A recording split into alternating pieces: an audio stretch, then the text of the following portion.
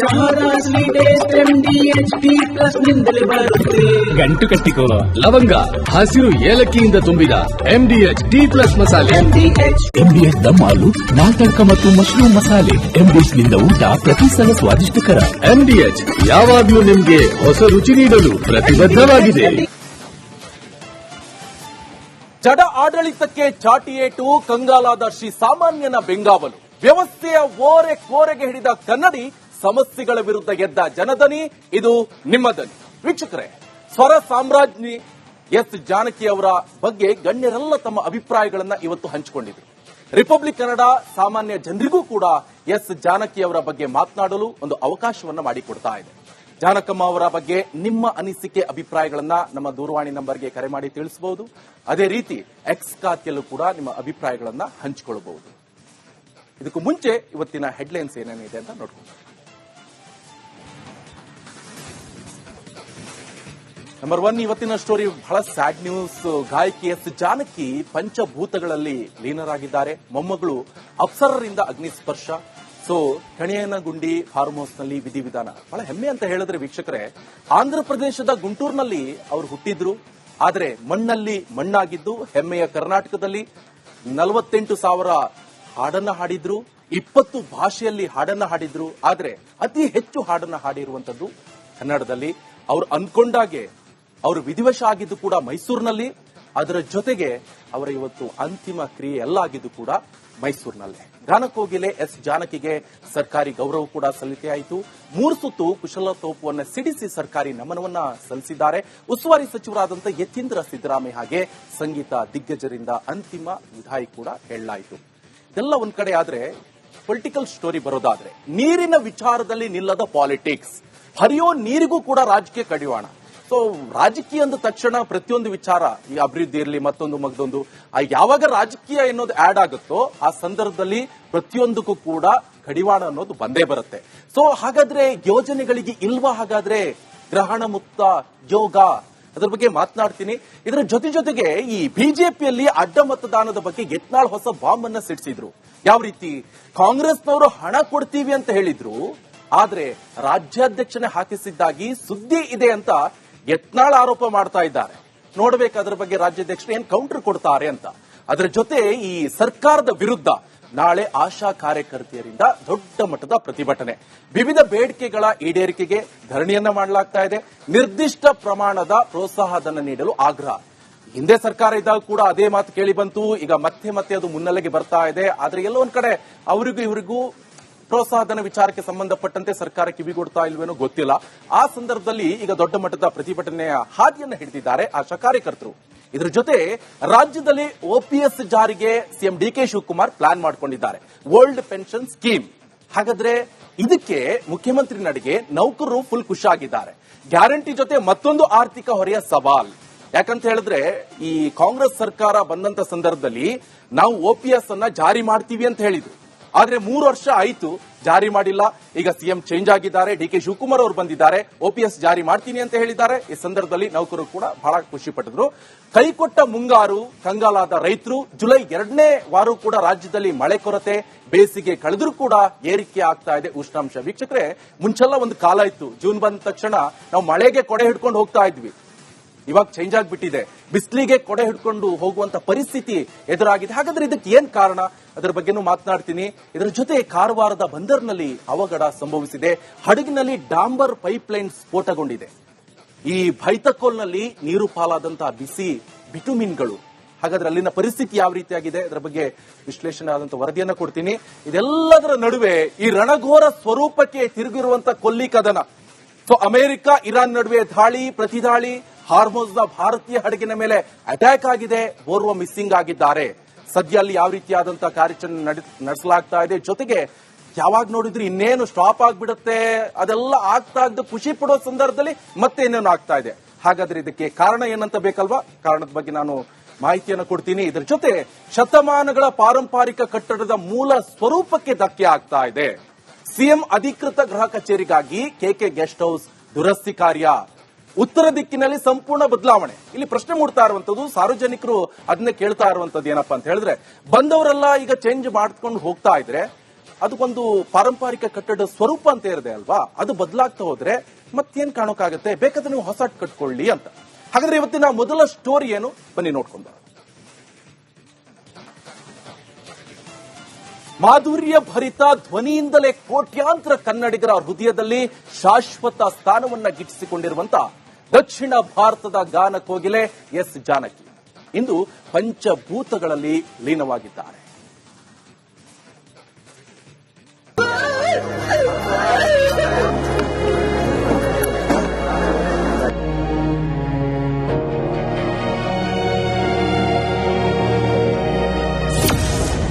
ಗಾನಸುದೆ S Janaki ಅಸ್ಥಾಂಗತ.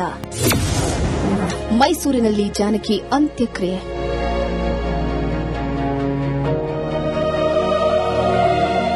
ಗಾನಸುದೆ, ಸ್ವರ ಸರಸ್ವತಿ, ಸಂಗೀತ ಲೋಕದ ದಂತಕತೆ. ದಕ್ಷಿಣ ಭಾರತದ ಗಾನ ಕೋಗಿಲೆ ಎಸ್ ಜಾನಕಿ ಇನ್ನಿಲ್ಲ. ಸಂಗೀತ ಸರಸ್ವತಿ ಜಾನಕಿ ಇಂದು ನಮ್ಮನ್ನೆಲ್ಲ ಅಗಲಿ ಇಹಲೋಕವನ್ನ ತ್ಯಜಿಸಿ ಪಂಚಭೂತಗಳಲ್ಲಿ ಲೀನವಾಗಿದ್ದಾರೆ.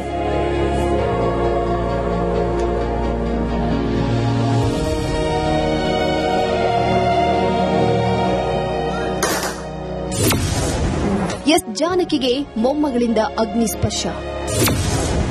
ಸರ್ಕಾರಿ ಗೌರವಗಳೊಂದಿಗೆ ಅಂತಿಮ ನಮನ.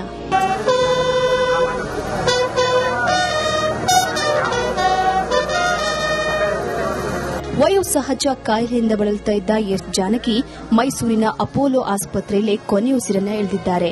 ಮೂಲತಃ ಆಂಧ್ರದ ಗುಂಟೂರು ಜಿಲ್ಲೆಯ ಪಲ್ಲಪಟ್ಲದವರಾಗಿದ್ದಂತ ಎಸ್ ಜಾನಕಿ ಮೈಸೂರಲ್ಲೇ ವಾಸವಿದ್ರು.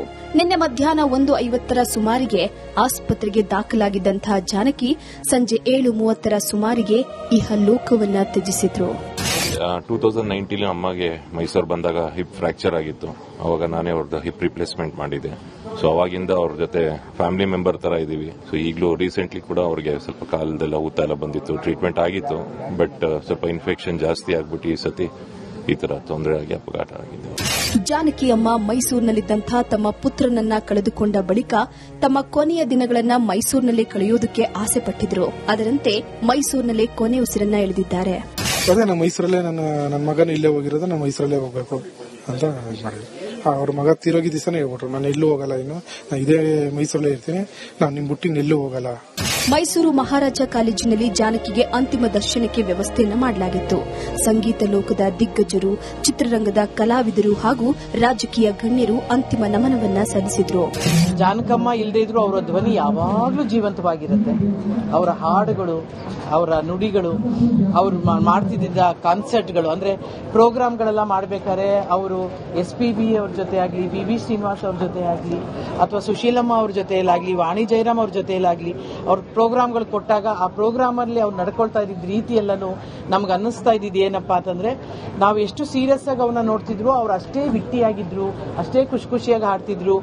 ಹಾಡುವಂತ ಕೋಗಿಲೆ ಯಾವತ್ತು ವಾಯ್ಸ್ ನಿಲ್ಲಿಸ್ತೋ ಆವತ್ತೇ ಅವರು ತನ್ನ ಜೀವನ ಇಷ್ಟೇ ಅಂತ ಅನ್ಕೊಂಡಿರ್ತಾರೆ. ಇವತ್ತು ನಮ್ಮ ಮುಂದೆ ದೇಹದಲ್ಲಿ ಅವರು ತೀರ್ಕೊಂಡಿರ್ಬೋದು, ಆದರೆ ಇಡೀ ಭಾರತದಲ್ಲಿ ಇಂಥ ಒಬ್ಬ ಗಾಯಕರು ಇಲ್ಲ. ಅದರಿಂದಾಗಿ ಅವರ ಆತ್ಮಕ್ಕೆ ದೇವರು ಶಾಂತಿ ಕೊಟ್ಟರೆ. ಕುಟುಂಬದ ಕೇಳಿದೆ, ನಿಮ್ಗೆ ನಾನು ಚೆನ್ನೈಗೆ ಹೋಗ್ಬೇಕು ಅಂದ್ರೆ ಅಲ್ಲಿ ಕಳಿಸ್ಕೊಡ್ತೇನೆ, ಇಲ್ಲಾಂದ್ರೆ ಹೈದರಾಬಾದ್ಗೆ ಹೋದ್ರೆ ಅಲ್ಲಿ ಕಳಿಸ್ಕೊಟ್ಟು ಏರ್ ಲಿಫ್ಟ್ ಮಾಡ್ಕೊಡ್ತೀನಿ ಅಂತ ಹೇಳಿ.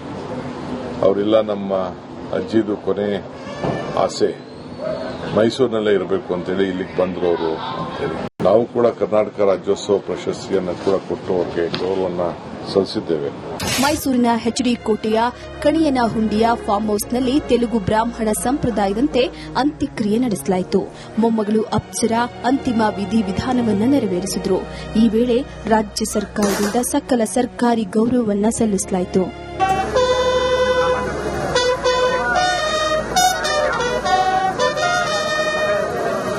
ಗಾನಕೋಗಿಲೆ ಅಂತಿಮ ದರ್ಶನಕ್ಕೆ ಲಕ್ಷಾಂತರ ಅಭಿಮಾನಿಗಳು ಹರಿದು ಬಂದಿದ್ರು. ಗಾಯಕಿ ಜಾನಕಿ ಚಿತೆಗೆ ಮೊಮ್ಮಗಳು ಅಪ್ಸರಾ ಅಗ್ನಿಸ್ಪರ್ಶ ಮಾಡುವ ಮೂಲಕ ಸಂಗೀತ ಲೋಕದ ದಂತಕತೆ ಪಂಚಭೂತಗಳಲ್ಲಿ ಲೀನವಾಗಿದೆ.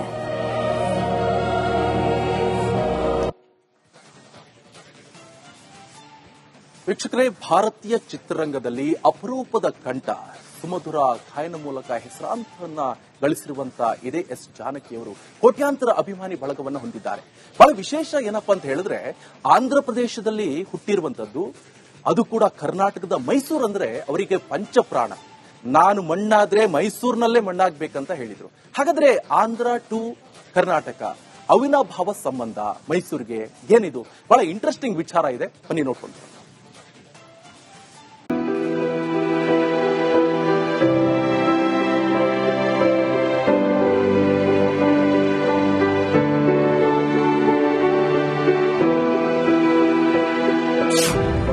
ಗಾನ ಕೋಗಿಲೆಗೆ ಮೈಸೂರಿನ ನಂಟು.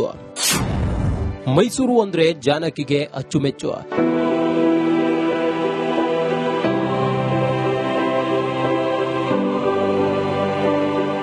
ಖ್ಯಾತ ಗಾಯಕಿ ಎಸ್ ಜಾನಕಿ ನಿಧನ ಅಪಾರ ಸಂಖ್ಯೆಯ ಅಭಿಮಾನಿಗಳನ್ನ ಕಣ್ಣೀರಾಗಿಸಿದೆ.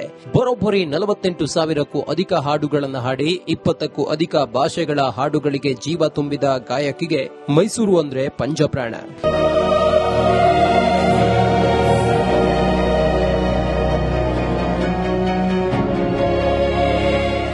ಅರಮನೆ ನಗರಿ ಮೈಸೂರಿಗೂ ಗಾನ ಕೋಗಿಲೆ ಎಸ್ ಜಾನಕಿ ಅವರಿಗೂ ಅವಿನಾಭಾವ ನಂಟು ಬೆಳೆದಿದ್ದು 1952ರಲ್ಲಿ ಮೈಸೂರಿನಲ್ಲಿ ಸಂಗೀತ ನಿರ್ದೇಶಕ ಜಿಕೆ ವೆಂಕಟೇಶ್ ಅವರು ಆಯೋಜನೆ ಮಾಡಿದ್ದ ಸಂಗೀತ ಕಾರ್ಯಕ್ರಮದಿಂದ ಮೈಸೂರಲ್ಲಿ ಮೊದಲ ಬಾರಿಗೆ ಜಾನಕಿ ಹಾಡಿದ್ರು. ಅಲ್ಲಿಂದ ಅವರಿಗೆ ಈ ಊರಿನ ಜೊತೆಗಿನ ನಂಟು ಗಾಢವಾಗಿ ಬೆಳೆಯಿತು.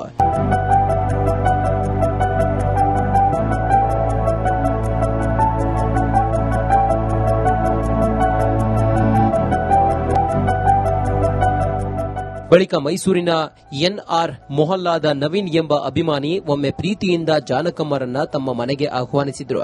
ಆ ಒಂದು ಆಹ್ವಾನವೇ ಜೀವಮಾನದ ಸಂಬಂಧವಾಗಿ ಬೆಳೆದಿತ್ತು. ಚೆನ್ನೈನಿಂದ ಬಂದಾಗಲೆಲ್ಲ ಜಾನಕಮ್ಮ ಯಾವುದೇ ಹೋಟೆಲ್ ಆಯ್ಕೆ ಮಾಡುತ್ತಿರಲಿಲ್ಲ. ನೇರವಾಗಿ ನವೀನ್ ಅವರ ಮನೆಗೆ ಬರುತ್ತಿದ್ರು.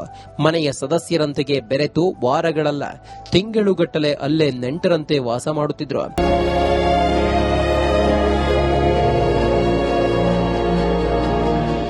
ಶತಮಾನ ಕಂಡಿರುವ ಮೈಸೂರು ವಿಶ್ವವಿದ್ಯಾಲಯ 2009 ಮಾರ್ಚ್ 7ರಂದು ನಡೆದ 89ನೇ ಘಟಿಕೋತ್ಸವದಲ್ಲಿ ಗಾಯಕಿ ಎಸ್ ಜಾನಕಿ ಅವರಿಗೆ ಗೌರವ ಡಾಕ್ಟರೇಟ್ ನೀಡಿ ಗೌರವಿಸಿತು.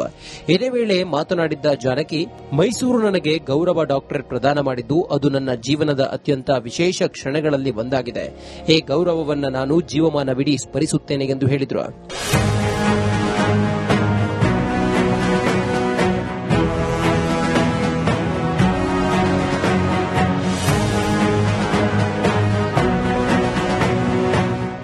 ಇಷ್ಟೇ ಅಲ್ಲ, 2017ರಲ್ಲಿ ಜಾನಕಿ ಕೊನೆಯ ಸಾರ್ವಜನಿಕ ಕಾರ್ಯಕ್ರಮ ನಡೆದಿದ್ದು ಮೈಸೂರಿನಲ್ಲಿಯೇ. ಅಷ್ಟೇ ಅಲ್ಲ, ತಮ್ಮ ಮಕ್ಕಳೊಂದಿಗೆ ರಾಜ್ಯದ ಪ್ರಮುಖ ಧಾರ್ಮಿಕ ಕೇಂದ್ರವಾದ ಚಾಮುಂಡಿ ಬೆಟ್ಟವನ್ನ ಮೆಟ್ಟಿಲು ಏರಿ ತಾಯಿ ಚಾಮುಂಡೇಶ್ವರಿ ದೇವಿಯ ದರ್ಶನವನ್ನು ಪಡೆದಿದ್ರು.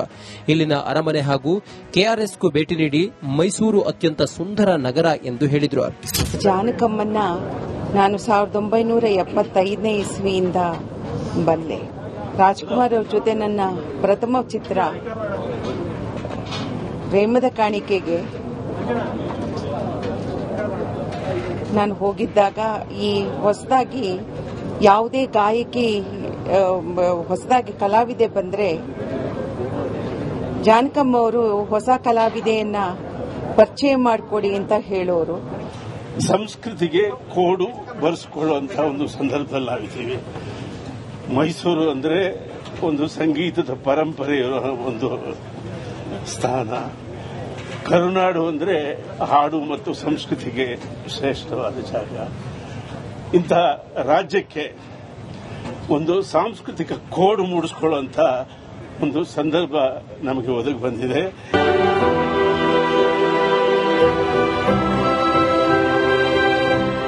ಇನ್ನು ಮೈಸೂರಿನ ಮೇಲಿನ ಪ್ರೀತಿಯಿಂದಾಗಿ ಪಿರಿಯಾಪಟ್ಟಣದ ಮಸಣಿಕಮ್ಮ ದೇವಸ್ಥಾನದಂತಹ ಪ್ರಸಿದ್ಧ ದೇವಾಲಯಗಳಿಗೆ ಆಗಾಗ್ಗೆ ಭೇಟಿ ನೀಡಿ ಪೂಜೆ ಸಲ್ಲಿಸುತ್ತಿದ್ರು. ಮೈಸೂರಿನ ಭೋಗಾದಿಯಲ್ಲಿ ಕಳೆದ 7 ವರ್ಷಗಳಿಂದ ವಾಸವಿದ್ರು. ಇತ್ತೀಚೆಗೆ ಜಾನಕಿ ಪುತ್ರ ಮುರಳೀಕೃಷ್ಣ ನಿಧನರಾಗಿದ್ರು. ಆ ಬಳಿಕ ಪುತ್ರ ಶೋಕ ಅತಿಯಾಗಿ ಕಾಡಿತ್ತು. ಕುಗ್ಗೋಗ್ತಾರೆ ಅಲ್ವಾ ಸರ್, ಮಗ ಅಂದ್ರೆ ಮುರಳಿ ಅಣ್ಣ ಅವ್ರಿಗೆ ಅವರಿಬ್ರು ಬಂದೆ. ಅವ್ರು ಯಾರು ಒಬ್ರಿಗೊಬ್ರು ಬಿಟ್ಟಿದ್ದೇ ಇಲ್ಲ. ತುಂಬಾ ಒಡನಾಡ, ಫ್ರೆಂಡ್ಸ್ ತರ ಇದ್ರು ಅವರು. ಫ್ರೆಂಡ್ಸ್ ತರ ಒಬ್ರು ಬಿಟ್ಟು ಒಬ್ರು ಇರ್ತಾ ಇರ್ಲಿಲ್ಲ ಅವರು. ಅವ್ರು ಹೋದ್ಮೇಲೆ ತಾಯಿ ಹೃದಯ ಅಲ್ವಾ ಸರ್, ಅದು ತುಂಬಾ ಕುಗ್ಗೋದ್ರು ಹೇಳ್ಬೇಕಂದ್ರೆ.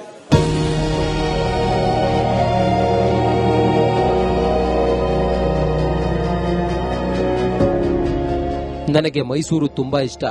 ಯಾಕೆ ಅಂತ ಗೊತ್ತಿಲ್ಲ. ಮೈಸೂರಿನ ಜೊತೆ ನನಗೆ ಜನ್ಮಾಂತರದ ಋಣವಿದೆ. ಅದಕ್ಕೆ ಈ ಊರೆಂದರೆ ನನಗೆ ತುಂಬಾ ಇಷ್ಟ. ಮೈಸೂರಿನಲ್ಲೇ ವಿಶ್ರಾಂತಿಯನ್ನ ಪಡೆಯುತ್ತೇನೆ ಎಂದಿದ್ದರಂತೆ. ನಾವೆಲ್ಲ ಇದೀವಲ್ಲ ಸರ್, ಮುಖ್ಯವಾಗಿ ನವೀನ್ ಸರ್, ನಾವೇನೇ ಹೇಳ್ಕೋಬಹುದು. ಫಸ್ಟ್ ನವೀನ್ ಕಂಡ್ರೆ ಅವ್ರಿಗೆ ತುಂಬಾ ಪ್ರೀತಿ, ಅದೇನೋ ಒಂಥರ ಅವ್ರಿಗೆ ಅವ್ನು ನೋಡಿದಾಗೆಲ್ಲ ಒಂಥರ ಮಗು ತರ ಪ್ರೀತಿ ಅವ್ರಿಗೆ. ಅವ್ರ ಜೊತೆ ನಮಗೂ ಅಷ್ಟೇ ಪ್ರೀತಿ ಮಾಡಿದ್ದಾರೆ, ಬಟ್ ಅವನಿಂದ ನಾವೆಲ್ಲ, ಹಾಗಾಗಿ ಮೈಸೂರು ಅಂದ್ರೆ ಅಷ್ಟೊಂದು ಅಟ್ಯಾಚ್ಮೆಂಟ್ ಸರ್ ಅವ್ರಿಗೆ.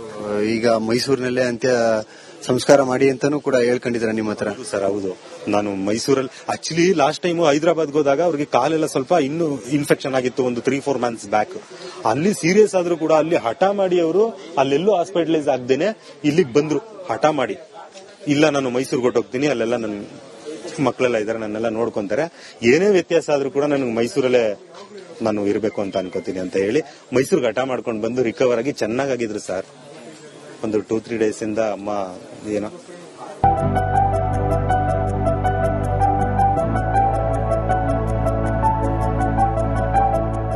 ಅವರ ಆಸೆಯಂತೆ ಮೈಸೂರಿನಲ್ಲಿ ಎಸ್ ಜಾನಕಿ ಅವರು ಇಹಲೋಕ ತ್ಯಜಿಸಿರೋದು ಕಾಕತಾಳೀಯ.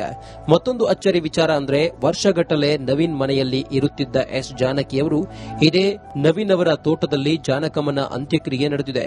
ಜಾನಕಿ ಸಂಗೀತ ಕ್ಷೇತ್ರಕ್ಕೆ ಕೊಟ್ಟ ಕೊಡುಗೆ, ಮೈಸೂರು ಪ್ರೀತಿಗಾಗಿ ಮೈಸೂರಿನ ಗದ್ದಿಗೆ ರಸ್ತೆಗೆ ಎಸ್ ಜಾನಕಿ ಅವರ ಹೆಸರಿಡಿ ಎಂದು ಸಾಕು ಮಗ ನವೀನ್ ಮನವಿ ಮಾಡಿದ್ದು, ಶಾಸಕ ಜಿಟಿ ದೇವೇಗೌಡ ನವೀನ್ ಮನವಿಯನ್ನ ಒಪ್ಪಿಕೊಂಡಿದ್ದಾರೆ.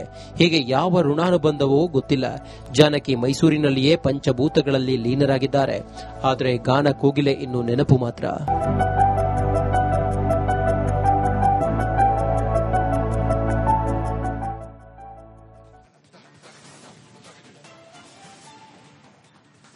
ವೀಕ್ಷಕರೇ, ಎಸ್ ಜಾನಕಿಯವರ ಸುಮಧುರ ಕಂಠ, ವಿಭಿನ್ನ ಶೈಲಿ, ಜೊತೆಗೆ ಯಾವುದೇ ವಯಸ್ಸಿನ ಹೀರೋಯಿನ್ ಇದ್ರೂ ಕೂಡ ಆ ಮಾಡ್ಯುಲೇಷನ್ ಮಾಡ್ತಾರೆ ವಾಯ್ಸ್ ಅಲ್ಲಿ, ಸಂಗೀತದಲ್ಲಿ. ಸೊ ಆ ಒಂದು ವಿಭಿನ್ನ ಶೈಲಿ, ಇದೆಲ್ಲವೂ ಕೂಡ ಯುವ ಜನತೆಗೆ ಪ್ರೇರಣೆ. ಇವರಿಂದ ಪ್ರೇರಣೆ ಪಡ್ಕೊಂಡವರು ಸಾಕಷ್ಟು ಜನ ಇದ್ದಾರೆ. 1-2 ಸಾಂಗ್ ಹಾಡದವರಿಗೆ ಹಮ್ಮು ಬಿಮ್ಮು ಎಲ್ಲ ಬರುತ್ತೆ ಇವಾಗಿನ ಕಾಲದಲ್ಲಿ. ಯುವ ಪೀಳಿಗೆಗೆ ಮಾರ್ಗದರ್ಶನ ಅಂತ ಹೇಳಿದ್ರೆ 48,000 ಹಾಡು, ಜೊತೆಗೆ 20ಕ್ಕೂ ಹೆಚ್ಚು ಅಧಿಕ ಭಾಷೆಗಳಲ್ಲಿ ಹಾಡನ್ನು ಹಾಡಿದ್ದಾರೆ. ಇನ್ನೊಂದು ವಿಚಾರ ನಾನು ಹೇಳಲೇಬೇಕು ವೀಕ್ಷಕರೇ, ಏನಪ್ಪಾ ಅಂತ ಹೇಳಿದ್ರೆ, ಈ ಬಾಲಸುಬ್ರಹ್ಮಣ್ಯಂ ಅವರು ಸಂಗೀತದ ಮಾಣಿಕ್ಯ ಅಂತ ಕರೆಸ್ಕೊಂಡವರು, ಅವ್ರನ್ನ ಪರಿಚಯ ಮಾಡಿದ್ದೆ ಎಸ್ ಜಾನಕಿ ಅವರು. ಅವರು ಒಂದು ಕಾಲದಲ್ಲಿ ಹೇಳ್ತಾ ಇದ್ರು, ಒಂದು ಇಂಟರ್ವ್ಯೂ ಸಂದರ್ಭದಲ್ಲಿ, ಬಾಲಸುಬ್ರಹ್ಮಣ್ಯಂ ಅವರು, ನನ್ನನ್ನ ಪರಿಚಯ ಮಾಡಿದ್ದೆ ಎಸ್ ಜಾನಕಿ ಅವರು. ನಾನು ಆಕ್ಚುಲಿ ಇಂಜಿನಿಯರ್ ಫೀಲ್ಡಿಗೆ ಹೋಗಬೇಕಾಗಿತ್ತು, ಅದು ನನ್ನ ಗಾಯಕ ಆಗಿ ಪರಿಚಯ ಮಾಡಿದ್ದೆ ಎಸ್ ಜಾನಕಿ ಅಂತ. ನೋಡಿ ಎಷ್ಟೆಷ್ಟು ಜನರನ್ನ ಪರಿಚಯ ಮಾಡಿದ್ದಾರೆ, ಅವರಿಂದ ಪ್ರೇರಣೆ ಪಡ್ಕೊಂಡಿದ್ದಾರೆ. ಆದ್ರೆ ಇವರು ನಡೆದು ಬಂದ ಹಾದಿ ಇತ್ತಲ್ಲ, ಬಹಳ ವಿಭಿನ್ನ. ಅದು ಯುವ ಪೀಳಿಗೆಗೂ ಕೂಡ ಪ್ರೇರಣೆ ಆಗ್ಬೇಕಾಗತ್ತೆ. ಹಾಗಾದ್ರೆ ಅವರು ನಡೆದು ಬಂದ ಹಾದಿ ಯಾವ ರೀತಿ ಆಗಿದೆ, ಬನ್ನಿ ರಿಪೋರ್ಟ್ ಅಲ್ಲಿ ನೋಡ್ಕೊಂಡು ಬರೋಣ.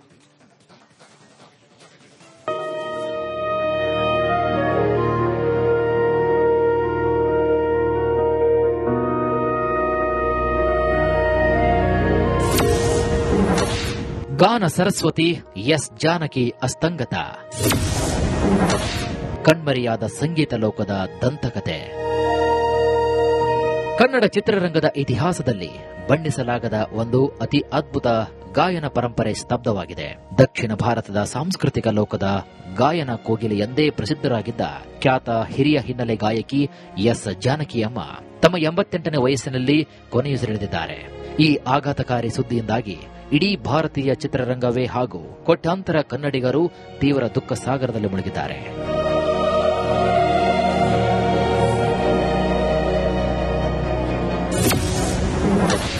ಮೂರನೇ ವಯಸ್ಸಿನಲ್ಲೇ ಸಂಗೀತ ಪಯಣ. 1938ರ ಏಪ್ರಿಲ್ 23ರಂದು ಆಂಧ್ರಪ್ರದೇಶದ ಗುಂಟೂರು ಜಿಲ್ಲೆಯ ರೆಬಲ್ಲೆಯಲ್ಲಿ ಜನಿಸಿದಂತಹ ಎಸ್ ಜಾನಕಿ ಅಮ್ಮ ಕೇವಲ 3 ವರ್ಷದ ಮಗುವಾಗಿದ್ದಾಗಲೇ ನಾದಸ್ವರ ವಿದ್ವಾನ್ ಶ್ರೀ ಪೈದಿಸ್ವಾಮಿ ಅವರ ಬಳಿ ಸಂಗೀತ ಅಭ್ಯಾಸವನ್ನು ಪ್ರಾರಂಭಿಸುತ್ತಾರೆ. 1957ರಲ್ಲಿ ತಮಿಳಿನ ವಿದಿಯನ್ ವಿಳೆಯಾಟು ಚಿತ್ರದ ಮೂಲಕ ಹಿನ್ನೆಲೆ ಗಾಯಕಿಯಾಗಿ ಚಿತ್ರರಂಗಕ್ಕೆ ಪ್ರವೇಶ ಪಡೆದ ಜಾನಕಿ ಆ ನಂತರ ಹಿಂತಿರುಗಿ ನೋಡಲೇ ಇಲ್ಲ.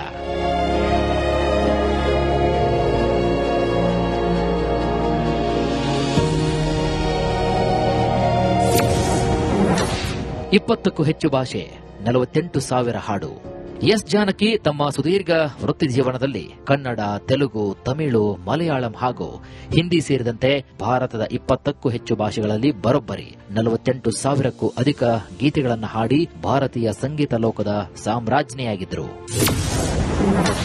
ಕನ್ನಡಿಗರ ಮನದಲ್ಲಿ ಅಚ್ಚಳಿಯದ ಗೀತೆಗಳು. ಬಾನಲ್ಲೂ ನೀನೆ, ಭುವಿಯಲ್ಲೂ ನೀನೆ, ನಗು ಎಂದಿದೆ ಮಂಜಿನ ಹನಿ, ಅಮ್ಮ ಎಂದರೆ ಮೈಮನವೆಲ್ಲ ತುಳುಕ ಪ್ರೀತಿ, ರಾಜ ಮುದ್ದು ರಾಜ, ನಗುವ ನಯನ, ಸ್ವಾತಿ ಮುತ್ತಿನ ಮಳೆಹನಿಯೇ, ಎಲ್ಲೆಲ್ಲಿ ನೋಡಲಿ, ಚಿನ್ನದ ಮಲ್ಲಿಗೆ ಹೂವೆ. ಹೀಗೆ ಎಸ್ ಜಾನಕಿ ಅಮ್ಮ ಹಾಡಿರುವಂತಹ ಹಾಡುಗಳು ಅಮರವಾಗಿವೆ.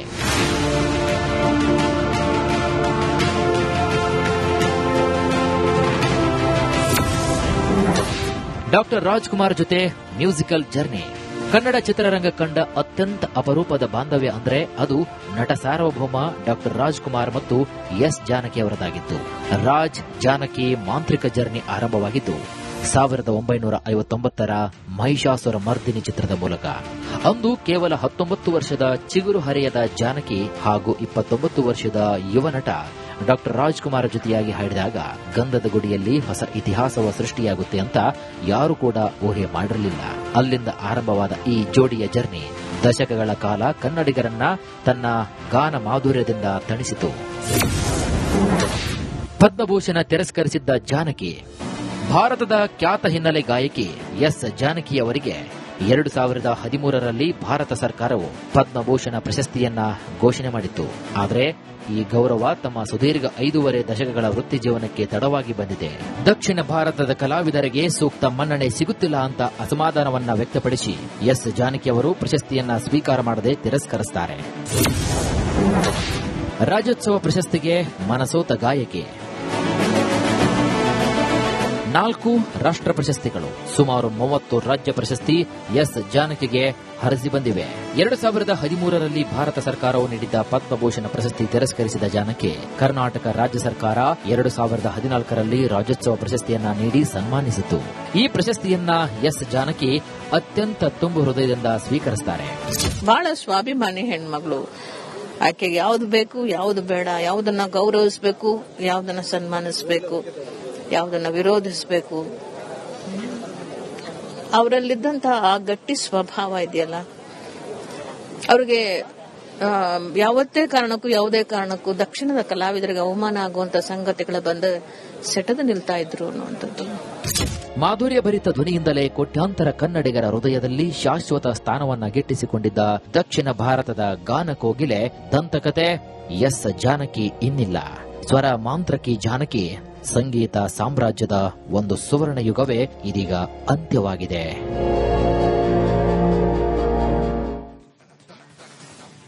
ವೀಕ್ಷಕರೇ, ರಿಪಬ್ಲಿಕ್ ಕನ್ನಡ ಧ್ಯೇಯ ವಾಕ್ಯ ನಿಮ್ಮ ಧ್ವನಿ. ಜನರ ಅಭಿಪ್ರಾಯಕ್ಕೆ ಒಂದು ಮುಕ್ತ ವೇದಿಕೆಯನ್ನ ರಿಪಬ್ಲಿಕ್ ಕನ್ನಡ ಒದಗಿಸಿಕೊಡ್ತಾ ಇದೆ. ಅದರಂತೆ ನೀವು ನಿಮ್ಮ ಅಭಿಪ್ರಾಯವನ್ನು ತಿಳಿಸಬಹುದು. ಸ್ವರ ಸಾಮ್ರಾಜ್ಞಿ ಎಸ್ ಜಾನಕಿಯವರ ಬಗ್ಗೆ ಗಣ್ಯರೆಲ್ಲರೂ ಕೂಡ ತಮ್ಮ ಅಭಿಪ್ರಾಯಗಳನ್ನ ಇವತ್ತು ಹಂಚಿಕೊಂಡಿದ್ರು. ಸೊ ರಿಪಬ್ಲಿಕ್ ಕನ್ನಡ ಸಾಮಾನ್ಯ ಜನರಿಗೂ ಕೂಡ ಎಸ್ ಜಾನಕಿಯವರ ಬಗ್ಗೆ ಮಾತನಾಡಲು ಅವಕಾಶವನ್ನ ಮಾಡಿಕೊಡ್ತಾ ಇದೆ. ಜಾನಕಮ್ಮ ಅವರ ಬಗ್ಗೆ ನಿಮ್ಮ ನುಡಿನಮನ ಸಲ್ಲಿಸಲು ನಮ್ಮ ದೂರವಾಣಿ ನಂಬರ್ಗೆ ಕರೆ ಮಾಡಿ ತಿಳಿಸಬಹುದು. ನಮ್ಮ ವಾಟ್ಸ್ಆಪ್ ನಂಬರ್ಗೆ 2 ಲೈನ್ನಲ್ಲೂ ಕೂಡ ನಿಮ್ಮ ಅಭಿಪ್ರಾಯವನ್ನು ಹಂಚಿಕೊಳ್ಳಬಹುದು. ಜೊತೆಗೆ ಎಕ್ಸ್ ಖಾತೆಯಲ್ಲೂ ಕೂಡ ನಿಮ್ಮ ಅಭಿಪ್ರಾಯವನ್ನ ಹಂಚಿಕೊಳ್ಳಬಹುದು. ಜೊತೆಗೆ ಸ್ವರ ಸಾಮ್ರಾಜ್ಞಿ ಎಸ್ ಜಾನಕಿಯವರ ಬಗ್ಗೆ ಗಣ್ಯರೆಲ್ಲ ತಮ್ಮ ಅಭಿಪ್ರಾಯಗಳನ್ನ ಇವತ್ತು ಹಂಚಿಕೊಂಡಿದ್ರು. ರಿಪಬ್ಲಿಕ್ ಕನ್ನಡ ಸಾಮಾನ್ಯ ವೀಕ್ಷಕರಿಗೂ ಜಾನಕಿಯವರ ಮಾತನಾಡಲು ಅವಕಾಶ ಮಾಡಿಕೊಡ್ತಾ ಇದೆ. ನೀವು ನಿಮ್ಮ ಅಭಿಪ್ರಾಯವನ್ನ ಹಂಚಿಕೊಡಿ. ಫಸ್ಟ್ ಕಾಲರ್ ಕೂಡ ರೆಡಿ ಇದ್ದಾರೆ. ಸರ್ ನಮಸ್ಕಾರ. ಹಲೋ, ನಮಸ್ತೆ ಸರ್. ಹೇಳಿ ಸರ್, ನಿಮ್ಮ ಹೆಸರು? ನಮ್ಮ ಹೆಸರು ಶೇಖರ್ ಅಂದ್ಬಿಟ್ಟು ನಂಜನಗೂಡಿಂದ. ಓಕೆ ಸರ್, ಹೇಳಿ ಸರ್. ಸರ್, ಇವತ್ತು ನಮ್ಮ ನೆಚ್ಚಿನ ಗಾಯಕಿ ಜಾನಕಮ್ಮನವರು ಅಗಲಿದ್ದಾರೆ. ಅದು ತುಂಬಾ ನೋವಾಗ್ತಾ ಇದೆ ನಮ್ಗೆ. ಮತ್ತೆ ಆ ತರ ಗಾಯಕಿ ಭಾರತದಲ್ಲಿ ಹುಟ್ಟೋದು ಇಲ್ಲ, ಹುಟ್ಟೋದು ಇಲ್ಲ. ಆದ್ರಿಂದ ನಮ್ ಕಡೆಯಿಂದ ಬಹಳ ದುಃಖ ಆಗ್ತಾ ಇದೆ ಸರ್. ಅವ್ರ ಬಗ್ಗೆ ಅವ್ರ ಹಾಡನ್ನೆಲ್ಲ ನಾವು ಚಿಕ್ಕಂದ್ರಿಂದ ಕೇಳಿ ನಮ್ಗೆ ಒಂಥರ ಇವತ್ತು ಅವ್ರು ನಗಲಿದ್ದಾರೆ ಅಂತ ಹೇಳಕ್ಕೆ ನಮ್ಗೆ ಮನ್ಸು ಬರ್ತಾ ಇಲ್ಲ ಅಲ್ವಾ. ನಾವು ಅವರ ಕಾಲಘಟ್ಟದಲ್ಲಿ ಹುಟ್ಟಿದ್ವಿ ಅನ್ನೋದೇ ನಮ್ ಪುಣ್ಯ ಅನ್ಸುತ್ತೆ. ಹೌದು ಸರ್. ನಮ್ಗೆ ಇವಾಗ ಸರ್ ಒಂದು 46 ಇಯರ್. ನಾನು ಹೆಚ್ಚು ಕಮ್ಮಿ 1-2 ವರ್ಷ 3 ವರ್ಷದಾಗ ಇದ್ದಾಗ್ಲಿಂದ ನಾವು ಜಾನಕಮ್ಮ ಅಂತ ಆಡೋ ಇದ್ ಮಾಡ್ಕೊಂಡು ನಾವು ಒಂಥರ ಏನೋ ಒಂಥರ ಅದ್ರಲ್ಲಿ ಬೆರೆತು ಬಿಟ್ಟಿದ್ವಿ ಸರ್. ನಿನ್ನೆ 7 ಗಂಟೆಲಿ ನಮ್ಗೆ ವಿಷಯ ಗೊತ್ತಾದ ತಕ್ಷಣ ನಿಮ್ ಟಿವಿ ಮುಖಾಂತರ ನಮ್ಗೆ ಗೊತ್ತಾಗಿತ್ತು ಅದು. ನಾವು ನಿಮ್ ಟಿವಿ ಯಾವಾಗಲೂ ಜಾಸ್ತಿ ನೋಡ್ತಾ ಇರ್ತೀವಿ ನಿಮ್ದೇನೆ.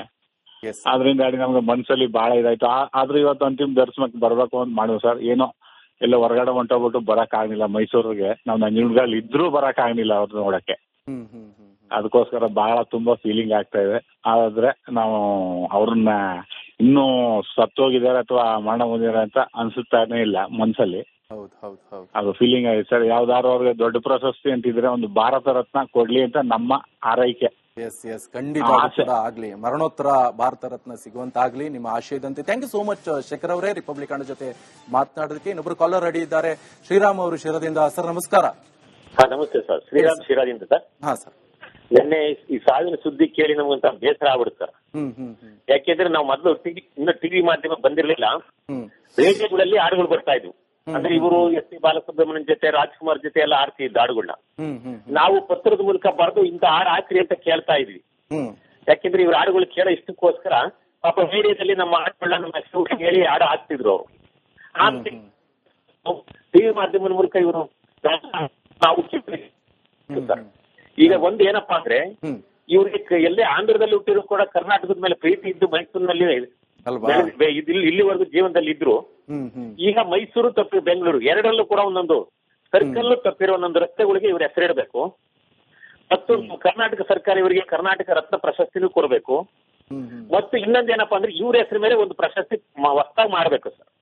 ಎಸ್ ಜಾನಕಿ ಸಂಗೀತ ರತ್ನ ಎಸ್ ಜಾನಕಿ ಪ್ರಶಸ್ತಿ ಅಂತ ಹೇಳಿ ಒಂದು ವರ್ಷಕ್ಕೊಬ್ಬವ್ರಿಗೆ ಯಾರು ಸಂಗೀತದಲ್ಲಿ ಸಾಧನೆ ಮಾಡಿರೋರ್ಗು ಒಂದೊಂದು ಪ್ರಶಸ್ತಿ ಕೊಡೋದಕ್ಕೋಸ್ಕರ ನಮ್ಮ ಸರ್ಕಾರ ಅವ್ರ ಹೆಸರನ್ನ ಚೆನ್ನಾಗಿ ಉಳಿಸ್ಬೇಕು ಸರ್. ಖಂಡಿತ ಶ್ರೀರಾಮ್ ಅವರೇ, ಧನ್ಯವಾದ ರಿಪಬ್ಲಿಕ್ ಜೊತೆ ಮಾತನಾಡೋದಕ್ಕೆ. ಇನ್ನೊಬ್ರು ಕಾಲರ್ ರೆಡಿ ಇದ್ದಾರೆ, ವಿಠಲ್ ಅಂತ ಇಂಡಿಯಿಂದ. ಸರ್ ನಮಸ್ಕಾರ. ನಮಸ್ಕಾರ ಸರ್. ಮಾತಾಡಿ. ಎಸ್ ಜಾನಕಿ ಸರ್ ನಮ್ಮ ಕನ್ನಡ ನಾಡಿಗೆ ಅದ್ಭುತ ಒಂದು ಕೊಡುಗೆ ಸರ್. ಅವ್ರ ಹೆಸರಿನಲ್ಲಿ ನಮ್ಮ ಕರ್ನಾಟಕ ರಾಜ್ಯ ಸರ್ಕಾರದವರು ಅವರಿಗೆ ಒಂದು ಮರೆಯಲಾರದಂತದ್ದೊಂದು ಇದು ಮಾಡಿಕೊಡ್ಬೇಕು ಡಿ ಕೆ ಸರ್ ಮುಖ್ಯಮಂತ್ರಿ ಅವರು. ಯಾಕಂದ್ರೆ ಅವರು ನಮ್ಮ ಕರ್ನಾಟಕದ ಒಂದು ಹೆಮ್ಮೆ ಇಡೀ ಭಾರತದಾದ್ಯಂತ ಮರೆಯಲಾರದಂತ ಒಂದು ಗಾಯನ ಕೊಟ್ಟಿದ್ರೆ ಅದ್ಭುತ ಸರ್ ಅವರು. ಅವರು ನಮ್ಮ ಮಿನಿಸ್ಟರ್ ಆಗಲಿ ಮುಖ್ಯಮಂತ್ರಿ ಆಗಲಿ ಇವರೆಲ್ಲ ಕಾಲು ಕೌಕತ್ತಿಗಾಗ್ಬಾರ್ದು ಅಂತ ಒಂದು ನೆನಪಿನ ಒಂದು ಕೊಡುಗೆ ಕೊಟ್ಟು ಹೋಗಿದ್ದಾರೆ ಸರ್. ಖಂಡಿತ. Thank you so much Vithal ಅವರೇ, ರಿಪಬ್ಲಿಕ್ ಜೊತೆ ಮಾತನಾಡೋದಕ್ಕೆ. ಇನ್ನೊಬ್ರು ಕಾಲ್ ರೆಡಿ ಇದ್ದಾರೆ, ರಮೇಶ್ ಅಂತ ಮಂಡ್ಯದಿಂದ. ರಮೇಶ್ ಅವರೇ ನಮಸ್ಕಾರ. ನಮಸ್ಕಾರ ಸರ್. ಮಾತಾಡಿ ಸರ್. ಸರ್ ಏನಿಲ್ಲ ಸರ್, ಅವರು ಪಾಪ ಅಗಲಿದ್ದಾರೆ. ಅವ್ರಿಗೆ ಸರ್ಕಾರ ಗೌರವದ ಜೊತೆಗೆ ಇದ್ದಾರ್ಗೆ ಅವ್ರಿಗೆ ಒಂದು ಒಂದು ಒಂದು ಸ್ಥಾನಮಾನ ಕೊಡ್ಬೇಕು ಸರ್ ಮೈಸೂರಿನಲ್ಲಿ. ಮೈಸೂರು ಅಂತ ಭಾರಿ ಇಷ್ಟಪಟ್ಟವ್ರೆ. ಮೈಸೂರಿನಲ್ಲಿ ಅವ್ರಿಗೆ ಪಾಪ ಒಂದು ಸ್ಥಾನಮಾನ ಕೊಟ್ಟು ಅವ್ರಿಗೊಂದು ಆ ಜಾಗನ ಒಂದು ಪ್ರಸಿದ್ಧಿ ಮಾಡ್ಬೇಕು ಸರ್, ಆ ಜಾಗನ ಅಲ್ವಾ? ಹೌದು ಸರ್, ಅವ್ರು ಇಷ್ಟಪಟ್ಟಂತ ಜಾಗ ಅದು. ಹೌದು ಸರ್. ನೋಡಿ ಸರ್, ಆ ಮುಟ್ಟಿರೋದು ಎಲ್ಲೋ ಅವ್ರ ನಮ್ಮ ನಾಡು ನಮ್ಮ ಮೈಸೂರ್ನ ಇಷ್ಟಪಡವ್ರೆ ಅಂದ್ರೆ ನಾವು ಹೆಮ್ಮೆ ಅಲ್ವಾ ಸರ್ ಇಂತ ಮನುಷ್ಯ ಅಲ್ವಾ? Thank you so much Ramesh ಅವರೇ, ರಿಪಬ್ಲಿಕ್ ಜೊತೆ ಮಾತನಾಡೋದಕ್ಕೆ. ಇನ್ನೊಬ್ರು ಕಾಲರ್ ರೆಡಿ ಇದ್ದಾರೆ, ಶ್ರೀನಿವಾಸ್ ಅಂತ. ಶ್ರೀನಿವಾಸ್ ಅವರೇ ನಮಸ್ಕಾರ. ನಮಸ್ಕಾರ ಸರ್, ಶ್ರೀನಿವಾಸ್ ಉಪಾಧ್ಯಾಯ, ಉಡುಪಿ ಪಣಿಯಾಡಿ ಹೇಳಿ. ಎಸ್ ಮಾತಾಡಿ ಸರ್. ಜಾನಕಿ ಅವರ ಬಗ್ಗೆ ಹೇಳಲಿಕ್ಕೆ ಸ್ವರವೇ ಸಾಕಾಗ್ಲಿಕ್ಕಿಲ್ಲ. ಅವರು ಉಡುಪಿಯಲ್ಲಿ 10 ವರ್ಷ ಮೊದಲು ಬಂದಿದ್ರು ಉಡುಪಿಗೆ. ಕೃಷ್ಣದೇವರಿಗೆ ಸೇವೆ ಕೊಟ್ಟಿದ್ರು ರಥೋತ್ಸವ. ನಾನು ದೇವರಿಗೆ ಮನೆಗೆ ಅಂತ ದೇವರ ಫೋಟೋ ತಂದದ್ದು ಭಕ್ತಿಪೂರ್ವಕವಾಗಿ ಅವರಿಗೆ ಕೊಟ್ಟಿದ್ದೇನೆ. ಅವರಿಗೆ ಅವರು ಸಂತೋಷ ಪಟ್ಟಿದ್ದಾರೆ. ಮತ್ತೆ ಬಳೆ ಮಾರುವ ಮಾತಾಯಿ ಅವರಿಗೆ ಚಿನ್ನದ ಉಂಗುರ ಉಡುಗೆ ಕೊಟ್ಟಿದ್ದಾರೆ ಬೆರಳಿಗೆ ಹಾಕಿ. ಮೀಟ್ ಮಾಡಿದ್ರ ಆ ಸಂದರ್ಭದಲ್ಲಿ? ಏನ್ ಸರ್ ಮೀಟ್ ಮಾಡಿದ್ರ ಆ ಸಂದರ್ಭದಲ್ಲಿ? ಉಡುಪಿ ರಥಬೀಜೆಯಲ್ಲಿ ಅವರು ತೇರೆಳಿತಾ ಇದ್ರು. ಆಗ ನಾವು ಮಾತಾಡಿ ಅವರ ಕಾಲಿಗೆ ನಮಸ್ಕಾರ ಮಾಡಿ ನನ್ನ ಮನೆಗೆ ಬಂದ ದೇವರ ಫೋಟೋವನ್ನು ಅವರಿಗೆ ಕಾಣಿಕೆಯಾಗಿ ಕೊಟ್ಟಿದ್ದೇನೆ. ಆ ನೆನಪನ್ನ ನೆನಪು ಮಾಡ್ಕೊಳ್ಳಿಕ್ಕೆ ಥ್ಯಾಂಕ್ ಯು ಸೋ ಮಚ್. ಬೆಳೆದವರು ನಾವೆಲ್ಲ. Yes thank you so much Srinivas ಅವರೇ, ರಿಪಬ್ಲಿಕ್ ಜೊತೆ ಮಾತನಾಡೋದಕ್ಕೆ. ಇನ್ನೊಬ್ರು ಕಾಲರ್ ರೆಡಿ ಇದ್ದಾರೆ, ಕುಮಾರ್ ಅಂತ. ಕುಮಾರ್ ಅವರೇ ನಮಸ್ಕಾರ. ಕುಮಾರ್ ಅವರೇ, ನನ್ನ ಧ್ವನಿ ಕೇಳಿಸ್ತಿದ್ಯಾ? ಮೋಸ್ಟ್ಲಿ ಕರೆಕ್ಟ್ ಕಟ್ ಆಗಿರ್ಬೇಕು. ಸಾಕಷ್ಟು ಜನ ಅವರ ನೆನಪಿನ ಬುತ್ತಿಯನ್ನ ಹಂಚ್ಕೊಂಡಿದ್ರು. ಯಾಕಂತ ಹೇಳಿದ್ರೆ ಇವಾಗೊಬ್ರು ಫೋನ್ ಮಾಡಿದ್ರು, ಅವರು ಉಡುಪಿಯಲ್ಲಿ. ಎಸ್, ಇನ್ನೊಬ್ರು ಕಾಲರ್ ರೆಡಿ ಇದ್ದಾರೆ, ಆಶಾ ಅಂತ ಮೈಸೂರಿಂದ. ಆಶಾ ಅವರೇ ನಮಸ್ಕಾರ. ನಮಸ್ತೆ ಸರ್. ಹೇಳಿ. ಸರ್, ಎಸ್ ಜಾನಕಿ ಅಮ್ಮ ನಮ್ಗೆ ತುಂಬಾ ತುಂಬಾ ಇಷ್ಟ, ನನಗಂತೂ ಬಹಳ ಇಷ್ಟ. ಅವ್ರ ಹಾಡು ಎಲ್ಲ ನನಗಿಷ್ಟ. ಅವ್ರಿಗೆ ಜ್ಞಾನಪೀಠ ಪ್ರಶಸ್ತಿ ಬಂದಿದೆ, ತುಂಬಾ ಖುಷಿ ನನಗೆ.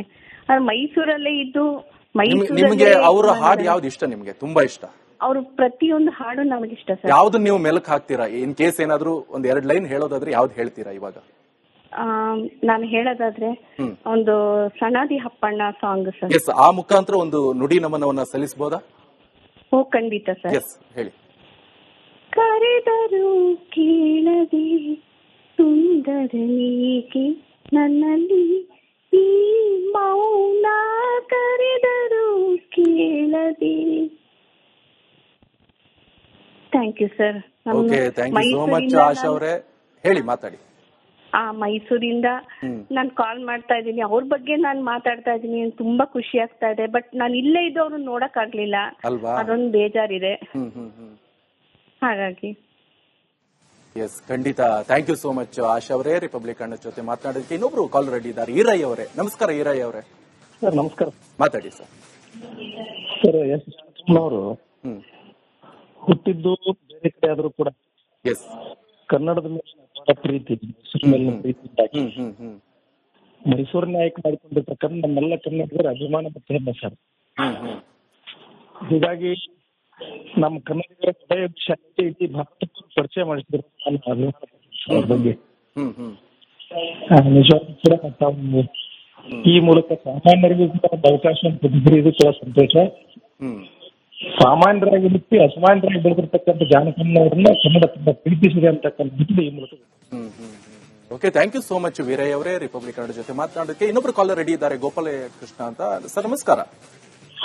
ನಮಸ್ಕಾರ ಗೋಪಾಲ್ ಕೃಷ್ಣ ಅವರೇ, ನಮಸ್ಕಾರ. ಮಾತಾಡಿ. ನಮಸ್ಕಾರ ಸರ್. ಹೇಳಿ ಸರ್. ಸರ್ ಆಕ್ಚುಲಿ ಸರ್ ಒಂದು ರಿಕ್ವೆಸ್ಟ್, ಒಂದು ಸಣ್ಣ ರಿಕ್ವೆಸ್ಟ್ ಸರ್, ನಿಮ್ಮ ಟಿವಿ ವಾಲ್ಯೂಮ್ ಅನ್ನ ದಯವಿಟ್ಟು ಮ್ಯೂಟ್ ಮಾಡಿ ಸರ್. ಮಾತಾಡಿ ಮಾತಾಡಿ. ಸರ್ ನಮಸ್ಕಾರ. ಹೇಳಿ ಹೇಳಿ. ಸರ್ ಹೌದು, ಆಕ್ಚುಲಿ ನಮ್ಗೆ ಮಾತಾಡಿ ಮಾತಾಡಿ ಮಾಡಿದ್ದೀನಿ ಸರ್. ಹಲೋ ಸರ್, ನಮಸ್ತೆ ಸರ್. ಸರ್ ನಮಸ್ಕಾರ. ಎಸ್ ಜಾನಕಿ ಅಮ್ಮವ್ರ ಬಗ್ಗೆ ಭಾರಿ ಹೆಮ್ಮೆ ಇದೆ ಸರ್. ಹೌದು ಸರ್. ನಮ್ದು ಮೂಟೆಬಂದ್ರು, Haveri district. Hello. Okay, thank you so much sir. Gopal Krishna ಅವರೇ, ರಿಪಬ್ಲಿಕ್ ಕನ್ನಡ ಜೊತೆ ಮಾತನಾಡಿ. ದಯವಿಟ್ಟು ವೀಕ್ಷಕರೇ, ನೀವು ಕಾಲ್ ಮಾಡ್ತೀರಾ, ಟಿವಿ ವಾಲ್ಯೂಮ್ ಅನ್ನ ದಯವಿಟ್ಟು ಮ್ಯೂಟ್ ಮಾಡಿ ಮಾತಾಡಿ, ಇಲ್ಲ ಅಂದ್ರೆ ಕರೆ ಕಟ್ ಆಗುತ್ತೆ. ಇನ್ನೊಬ್ರು ಕೂಡ ಕಾಲರ್ ರೆಡಿ ಇದ್ದಾರೆ, ಸುರೇಶ್ ಅವರು ಹಾವೇರಿಯಿಂದ. ಸರ್ ನಮಸ್ಕಾರ. ಸರ್ ನಮಸ್ಕಾರ ಸರ್, ನಾನು ಹಾವೇರಿಯಿಂದ ಸುರೇಶ್ ಬಾರ್ಕಿ ಅಂತ ಮೂಟೆಬಂದ್ರು. ಮಾತಾಡಿ ಸರ್. ನಾನು ಒಬ್ಬ BTS ಡ್ರೈವರ್ ಇದ್ದೆ. ಎಸ್ ಜಾನಕಿ ಅಮ್ಮವ್ರ ಬಗ್ಗೆ ಹಾಡು ಕೇಳಿ ಚಿಕ್ಕಂದ ಕೇಳ್ತಾ ಇದ್ದೆ. ನನಗೆ ಇವಾಗಲೇ 51 ವರ್ಷ. 51 ವರ್ಷ ನಿಮ್ಗೆ? 51 ವರ್ಷ. ಆ ಅಮ್ಮನ ಹಾಡು ನಾನು ಯಾವಾಗ್ಲೂ ರೇಡಿಯೋದಲ್ಲಿ ಕೇಳ್ತಾ ಇದ್ದೆ. ಯಾವ ಹಾಡು ನಿಮ್ಗೆ ತುಂಬಾ ಇಷ್ಟ? ಯಾವ ಹಾಡನ್ನ ನೀವು ಜಾಸ್ತಿ ಕೇಳ್ತಾ ಇದ್ರ? ನಾನು ಜಾಸ್ತಿ ಕೇಳ್ತಾ ಇದ್ದದ್ದು ಮಸಣದ ಹೂವು. ಒಂದು ನುಡಿ ಹೇಳ್ತೇನೆ ಸರ್. ಒಂದಲ್ಲ, ನೀವು 2 ನುಡಿ ಹೇಳಿ, ಅವರಿಗೆ ನುಡಿ ನಮನವನ್ನ ಸಲ್ಲಿಸಿ. ನುಡಿ ನಮನ ಅಮ್ಮ ಅಂತ ಅಮ್ಮನ ಬಗ್ಗೆ ನಾ ಗೌರವ ಹೇಳ್ತೇನೆ. ಖಂಡಿತ ಖಂಡಿತ ಖಂಡಿತ. ಓ ಗುಣವಂತ, ಓ ಗುಣವಂತ, ನಿನ್ನ ಗುಣಗಾನ ಮಾಡಲು ಪದಗಳೇ ಸಿಗತಿಲ್ಲ, ಪದಗಳೇ ಸಿಗತಿಲ್ಲ. ಇಷ್ಟೇ ಸರ್. ಅಮ್ಮನ ಬಗ್ಗೆ ಬಹಳ ಗೌರವ ಸರ್. ಖಂಡಿತ. ಯಾಕಂತ ಹೇಳಿದ್ರೆ ಸುರೇಶ್ ಅವರೇ, ಯುವ ಜನತೆಗೆ, ಯುವಕರಿಗೆ ಪ್ರೇರಣೆ. ನೀವು ನೋಡಿ, 51 ವರ್ಷ ಆದ್ರೂ ಕೂಡ.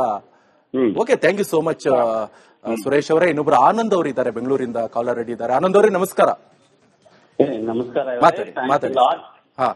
ಥ್ಯಾಂಕ್ಸ್ ನಮ್ಗೆ ಏನೋ ನಮ್ಮ ಅಭಿಪ್ರಾಯ ಅವಕಾಶ ಮಾಡ್ಕೊಟ್ಟಿದ್ದಕ್ಕೆ. It's very unfortunate. ನಮ್ಗೆ ಏನೋ ಏನ್ ಹೇಳ್ತಾರೆ, ತುಂಬಾ ಸಂತಾಪ ಸೂಚಿಸ್ತೀನಿ. ಒಂದು, ನಾವು ಚಿಕ್ಕ ಮಕ್ಕಳಿಂದ ಎಸ್ ಜಾನಕಿ ಅಮ್ಮ ಮತ್ತೆ TB ಅವ್ರ ಸಾಂಗ್ಗಳೇ ಕೇಳ್ಕೊಂಡ್ ಬೆಳೆದವರು. ಆಮೇಲೆ ನಮ್ಗೇನಾದ್ರು ಏನೋ ದುಃಖ ಆದ್ರೆ, ಸಂತೋಷ ಆದ್ರೆ ಕೋರ್ಸ್ ಏನೋ ಅವ್ರ ಹಾಡುಗಳನ್ನೇ ಹಾಕೊಂಡು ನಾವು ಅದನ್ನ ಅನುಭವಿಸ್ತಾ ಇದ್ವಿ. ಬಟ್ ಅಗೇನ್ ಏನೋ ಕನ್ನಡ ಚಿತ್ರರಂಗಕ್ಕೆ ಮತ್ತು ಇಡೀ ಭಾರತ ಚಿತ್ರರಂಗಕ್ಕೆ ಒಂದು ತುಂಬಲಾರದ ನಷ್ಟ ಅಂತ ಹೇಳ್ಬೋದು. ಅಗೇನ್ ಏನೋ ಏನ್ ಹೇಳ್ತಾರೆ, ಕನ್ನಡಕ್ಕೊಬ್ನೇ ರಾಜ್ಕುಮಾರ್ ತರ, ಇವ್ರ ತರ ನಮ್ಗೆ ಎಲ್ಲೂ ಸಿಗೋದಿಲ್ಲ. ಎಷ್ಟೇ ಜನ್ಮ ಎತ್ತಿದ್ರು ಒಂದು ಸುವರ್ಣ ಯುಗ ಅಂತ್ಯ ಆಯ್ತು ಅಂತಾನೆ ಹೇಳ್ಬೋದು ಅಲ್ವಾ? Okay, thank you so much Anand ಅವರೇ. ಬಳ್ಳಾರಿಯಿಂದ ನೇತ್ರಾವತಿ ಅವರು ಇದ್ದಾರೆ. ನೇತ್ರಾವತಿ ಅವರೇ ನಮಸ್ಕಾರ. ನಮಸ್ತೆ ಸರ್. ಹೇಳಿ ಮೇಡಮ್. ಅವ್ರು ಜಾನಕಿ ಅಮ್ಮನವರು ಅಗಲಿದ್ದು ತುಂಬಾ ದುಃಖ ತಂದಿದೆ ಸರ್. ಎಸ್, ಅವ್ರಿಗೆ ನಮ್ಮ ನುಡಿ ನಮನಗಳು ಸರ್. ಹೇಳಿ ಹೇಳಿ ಹೇಳಿ. ಒಂದು ಹಾಡು ಹೇಳಕ್ಕೆ ಹೇಳ ಮೂಲಕ ಅವ್ರಿಗೆ ಒಂದು ಅಂತಿಮ ಖಂಡಿತ ಹೇಳಿ ಹೇಳಿ. ಕಂಗಳು ವಂದನೆ ಹೃದಯವು ತುಂಬಿ ಹಾಡಿದೆ ಹಾಡದೆ ಉಳಿದಿಹ ಮಾತು ಮುರಿದೆ. ಕಂಗಳು ವಂದನೆ ಹೃದಯವು ತುಂಬಿ ಹಾಡಿದೆ ಹಾಡದೆ ಉಳಿದಿಹ ಮಾತು ಮುರಿದೆ. Thank you sir. Thank you so much madam, republic ಜೊತೆ ಮಾತನಾಡಿದ್ದಕ್ಕೆ. ಜೊತೆಗೆ ಇನ್ನೊಬ್ರು ಮಂಜು ಅಂತ ಹೊಳಲ್ಕೆರೆಯಿಂದ ಮನು ಅವರೇ, ನಮಸ್ಕಾರ. ಸರ್ ನಮಸ್ತೆ ಸರ್. ಹೇಳಿ ಹೇಳಿ ಹೇಳಿ. ಸರ್ ನಾವು ಜಾನಕಿ ಅಮ್ಮ ದೊಡ್ಡ ಅಭಿಮಾನಿಗಳು. ನಮ್ದೇನು ಸರ್ ಕರ್ನಾಟಕ ಸರ್ಕಾರದಿಂದ ಮೈಸೂರಲ್ಲಿ ಅವ್ರದ್ದು ಸ್ಟ್ಯಾಚು ಆಗ್ಬೇಕು ಅಂತ ನನಗೆ ಬಹಳ ಆಸೆ ಸರ್. ಅವರ ಹಾಡಿನ ಒಂದು ಧ್ವನಿರೂಪವಾಗಿ ಅವರ ಸ್ಟ್ಯಾಚು ಆಗಿ ಮುಂದೆ ಬರುವಂತ ಪೀಳಿಗೆ ಅವ್ರಿಗೋಸ್ಕರ ಒಂದು ಹಾಡಿನ ಪ್ರತಿಧ್ವನಿಯಾಗಿ ಅವ್ರಿಗೋಸ್ಕರ ಆಗಿ ಒಂದು ಕರ್ನಾಟಕ ಸರ್ಕಾರ ಡಿ ಕೆ ಶಿವಕುಮಾರ್ ಇಂದ ನಾವು ಕರ್ನಾಟಕ ಪರವಾಗಿ ಅವ್ರನ್ನ ಕೇಳ್ತೀವಿ ಸರ್. ಅಲ್ವಾ? ನಾವು ಸರ್ ಏನು ಬೇಡ ಸರ್, ಅವ್ರ ಕನ್ನಡ ಹೆಸರು ಇರೋವಾಗ ನಾವು ಕನ್ನಡದ ಹೇಳಿದಾರಲ್ಲ ಅದು ನಮ್ಗೆ ಒಂದು ಖುಷಿ ಸರ್. ಮೈಸೂರಲ್ಲಿ ಮಣ್ಣು ಆಗ್ಬೇಕು ಅಂತ ಅವ್ರು ಆಸೆ ಪಡ್ತಲ್ಲ, ಅದೊಂದು ಖುಷಿ ಸರ್ ನನಗೆ. ಏನಾರ ಮಾಡಿ ಸರ್ಕಾರ ಇದನ್ನ ಕ್ರಮ ತಗೊಂಡು ಹಂಸಲೇಖ ಅವ್ರು ಹೇಳ್ದಂಗೆ ಅಲ್ವಾ ಅವ್ರಿಗೋಸ್ಕರ ಸ್ಟ್ಯಾಚು ಮಾಡಿದ್ರೆ ಮುಂದೆ ಬರೋ ಒಂದು ಸಂಗೀತ ಅಭ್ಯಾಸ ಮಾಡೋರಿಗೆ ಬಹಳ ಸ್ಫೂರ್ತಿಯಾಗಿತ್ತು ಸರ್ ನಮ್ಮ ಅನಿಸಿಕೆ. Yes, okay, thank you Manu ಅವರೇ. ಸಾಕಷ್ಟು ಜನರು ಕೂಡ ರಿಪಬ್ಲಿಕ್ ಜೊತೆ ಅವರವರ ನುಡಿ ನಮನವನ್ನ ಸಲ್ಲಿಕೆ ಮಾಡಿದ್ರು. ಸಾಕಷ್ಟು ಜನ ಕಾಲ್ ಕೂಡ ಮಾಡ್ತಾ ಇದ್ರೆ, ಮತ್ತೆ ನಾನು ಕನೆಕ್ಟ್ ಮಾಡ್ತೀನಿ. ಸೊ ಕಾಲ್ ಮಾಡಿದವರಿಗೆ ಎಲ್ಲರಿಗೂ ಕೂಡ ಧನ್ಯವಾದ. ವೀಕ್ಷಕರೇ, ಈಗ ಈ ರಾಜ್ಯ ಸರ್ಕಾರಿ ನೌಕರರ ಬಹುದಿನಗಳ ಬೇಡಿಕೆಯಾದಂತ ಈ OPS ಹಳೆ ಪಿಂಚಣಿ ಸ್ಕೀಮ್ ಏನಿದೆ ಅದ್ರ ಬಗ್ಗೆ ಸಾಕಷ್ಟು ಚರ್ಚೆ ಆಗ್ತಾ ಇದೆ. ಡಿ ಕೆ ಶಿವಕುಮಾರ್ ಅವರು ಹೇಳ್ತಾ ಇರುವಂತ ಪ್ರಕಾರ ಇದು ನಾನು ಮತ್ತೆ ಜಾರಿಗೆ ತರ್ತೀನಿ ಅಂತ ಹೇಳ್ತಾ ಇದ್ರು. ಸದ್ಯ ಇದ್ರ ಬಗ್ಗೆ ಒಂದು ಅಪ್ಡೇಟ್ ವರದಿ ಇದೆ, ಬನ್ನಿ ನೋಡ್ಕೊಂಡು ಬರೋಣ.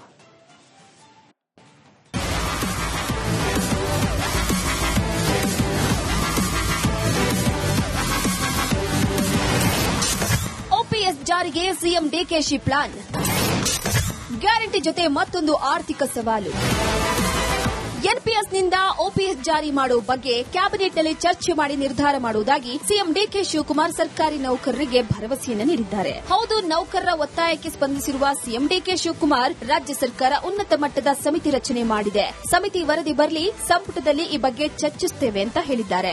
ಖಂಡಿತ ನಿಮ್ಮ ಏನು ಬೇಡಿಕೆಯನ್ನ ನನ್ನ ಮುಂದೆ ಇಟ್ಟಿದ್ದೀರಿ, ನನ್ನ ಪರಮೇಶ್ವರ ಮುಂದೆ ವಿಚಾರವನ್ನು ಮಂಡಿಸಿದ್ದೀರಿ.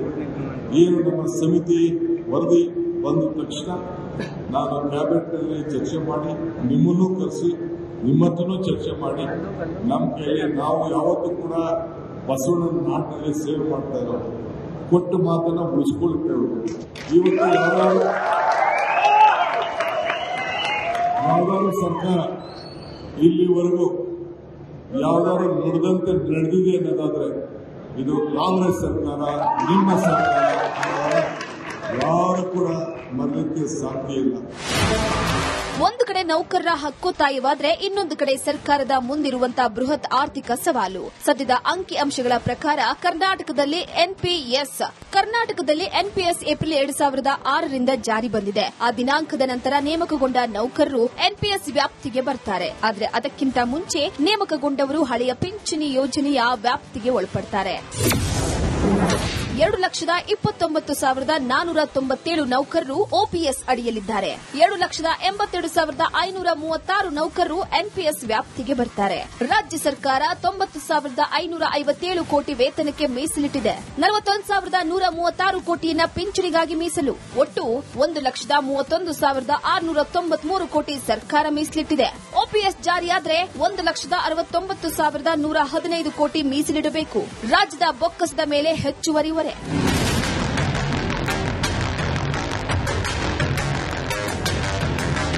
ಹಿಮಾಚಲ ಹಿಮಾಚಲ ಪ್ರದೇಶ, ಪಂಜಾಬ್, ರಾಜಸ್ಥಾನ, ಛತ್ತೀಸ್ಗಢ ಮತ್ತು ಜಾರ್ಖಂಡ್ ಸೇರಿದಂತೆ ಕೆಲ ರಾಜ್ಯಗಳು ಓಪಿಎಸ್ ಜಾರಿಗೊಳಿಸಿವೆ. ಈ ರಾಜ್ಯಗಳ ಸ್ಥಿತಿಗತಿಗಳ ಪರಿಸ್ಥಿತಿ ಕುರಿತು ಗಮನಿಸೋದು ಆದರೆ ಓಪಿಎಸ್ ಜಾರಿಗೊಳಿಸಿದ ರಾಜ್ಯಗಳಲ್ಲಿ ಬಜೆಟ್ನ ಹೆಚ್ಚಿನ ಪಾಲು ಪಿಂಚಣಿಗೆ ವಿನಿಯೋಗವಾಗ್ತಾ ಇದೆ. ಇದರಿಂದ ಮೂಲಸೌಕರ್ಯ ಅಭಿವೃದ್ಧಿ ಮತ್ತು ಬಂಡವಾಳ ಹೂಡಿಕೆಗೆ ಮೀಸಲಿಡುವ ಹಣದಲ್ಲಿ ಕಡಿತವಾಗುವ ಭೀತಿ ಎದುರಾಗಿದೆ. ಈ ರಾಜ್ಯಗಳು ಪಿಂಚಣಿ ಹೊರೆಯಿಂದ ಸಾಲದ ಸುಳಿಗೆ ಸಿಲುಕುವ ಅಪಾಯವನ್ನ ಎದುರಿಸ್ತಾ ಇವೆ ಅಂತ ಆರ್ಬಿಐ ಕೂಡ ಎಚ್ಚರಿಕೆ ನೀಡಿದೆ. ನೌಕರರ ಮತ ಬ್ಯಾಂಕ್ ಮತ್ತು ಆರ್ಥಿಕ ಶಿಸ್ತು ಇವೆರಡರ ನಡುವೆ ಸಮತೋಲನ ಕಾಯ್ದುಕೊಳ್ಳುವುದು ಈ ರಾಜ್ಯಗಳಿಗೆ ಕಠಿಣ ಸವಾಲಾಗಿದೆ. ಮುಖ್ಯಮಂತ್ರಿ ಮತ್ತು ಉಪಮುಖ್ಯಮಂತ್ರಿ ಇಬ್ಬರಿಗೂ ಮನವಿ ಮಾಡಿದ್ದೇವೆ. ಇಬ್ಬರು ಕೂಡ ಪಾಸಿಟಿವ್ ಆಗಿ ಸ್ಪಂದಿಸಿದ್ದು ಸಚಿವ ಸಂಪುಟದಲ್ಲಿ ಚರ್ಚಿಸುವುದಾಗಿ ಭರವಸೆಯನ್ನು ನೀಡಿದ್ದಾರೆ. ಈಗ ಸಿಎಂ, ಡಿಸಿಎಂ ಇಬ್ಬರು ಕೂಡ ಈ ನಿರ್ಧಾರಕ್ಕೆ ಬಂದಿರೋದ್ರಿಂದ ಇದೊಂದು ಆಶಾದಾಯಕ ಬೆಳವಣಿಗೆ ಅಂತ ರಾಜ್ಯ ಸರ್ಕಾರಿ ನೌಕರರ ಸಂಘದ ರಾಜ್ಯಾಧ್ಯಕ್ಷ ಸಿಎಸ್ ಷಡಕ್ಷರಿ ಹೇಳಿದ್ದಾರೆ. ಸರ್, NPS OPS ಆದ್ರೆ 2,73,000 ಜನಕ್ಕೆ 1,500 2,000 ಪೆನ್ಷನ್ ಸಿಗೋದು 25,30,000 ಸಿಗುತ್ತೆ. ಹಳಬ್ರೇನಿದ್ರು ಹಿಂದೆ ಪೆನ್ಷನ್ ಹೆಂಗ್ ಸಿಗಬೇಕು, ಇಲ್ಲ ಅಂತ ಹೇಳಿದ್ರೆ ಅವನಿಗೆ ಜೀವನದಲ್ಲಿ ಅಭದ್ರತೆ ಬರ್ತದೆ. ಸೊ ಅವ್ನ ಕರಪ್ಷನ್ ಅದು ಇದು ಎಲ್ಲ ಆಗುತ್ತೆ. ಹಾಗಾಗಿ NPS OPS ಆಗ್ಬೇಕು ಅನ್ನುವಂಥದ್ದು ನಮ್ಮ ಸಂಘಟನೆಯ ಬಹಳ ವರ್ಷಗಳ ಕೂಗು. ಆ ಕೂಗಿಗೆ ಇದೊಂದು ತಾರ್ಕಿಕ ಅಂತ್ಯ ಕಂಡಿದೆ ಅಂತ ಹೇಳಲಿಕ್ಕೆ ಬಯಸ್ತೇನೆ. ಅದೇನು ಈಗಲೇ ಸಡನ್ ಆಗಿ ಆಗಲ್ಲ, ಫಾರ್ ಲಾಂಗ್ ಟರ್ಮ್. ಯಾವಾಗ ರಿಟೈರ್ಡ್ ಆಗ್ತಾರೆ ಅದು ಲಾಂಗ್ ಟರ್ಮ್ ಅಲ್ಲಿ ಅದಾಗುವಂತದ್ದು. ಕೆಲಸಕ್ಕೆ ಸೇರಿದ್ರೆ ರಿಟೈರ್ಡ್ ಆಗೋದು 30 ವರ್ಷ 40 ವರ್ಷ ಸರ್ವಿಸ್ ಇದ್ರೆ ಲೇಟ್ ಆಗುತ್ತೆ. ಅದು ಎಫೆಕ್ಟ್ ಆಗೋದು ಲಾಸ್ಟ್ ಟೈಮ್. ಅದಕ್ಕೆ ಇನ್ಕಮ್ ಕೂಡ ಹಾಗೆ ರೈಸ್ ಆಗುತ್ತೆ. ಸನ್ಮಾನ್ಯ ಮುಖ್ಯಮಂತ್ರಿಗಳು 100ಕ್ಕೆ 100 ಪಾಸಿಟಿವ್ ಆಗಿ ಹೇಳಿದ್ದಾರೆ. ಈ ಕೆಲಸ ನಮ್ಮ ಅವಧಿಯಲ್ಲೇ ನಾವು ಮಾಡ್ತೇವೆ ಅನ್ನುವಂತ ಮಾತು ಹೇಳಿದೆ. ಸರ್ಕಾರ ತಾನು ನೀಡಿದ ಭರವಸೆಗಳನ್ನ ಈಡೇರಿಸುವ ನಿಟ್ಟಿನಲ್ಲಿ ಸಾಗ್ತಾ ಇದ್ರೂ ರಾಜ್ಯದ ಆರ್ಥಿಕ ಆರೋಗ್ಯವನ್ನ ಗಮನದಲ್ಲಿಟ್ಟುಕೊಳ್ಳುವುದು ಅತ್ಯಗತ್ಯ. ನೌಕರರ ಹಿತಾಸಕ್ತಿ ಮತ್ತು ರಾಜ್ಯದ ಆರ್ಥಿಕ ಸುಸ್ಥಿರತೆ ಇವೆರಡರ ನಡುವೆ ಸರ್ಕಾರ ಯಾವ ರೀತಿ ಮಧ್ಯಮ ಮಾರ್ಗವನ್ನ ಕಂಡುಕೊಳ್ಳುತ್ತದೆ ಎಂಬುದನ್ನ ಕಾದು ನೋಡಬೇಕಾಗಿದೆ.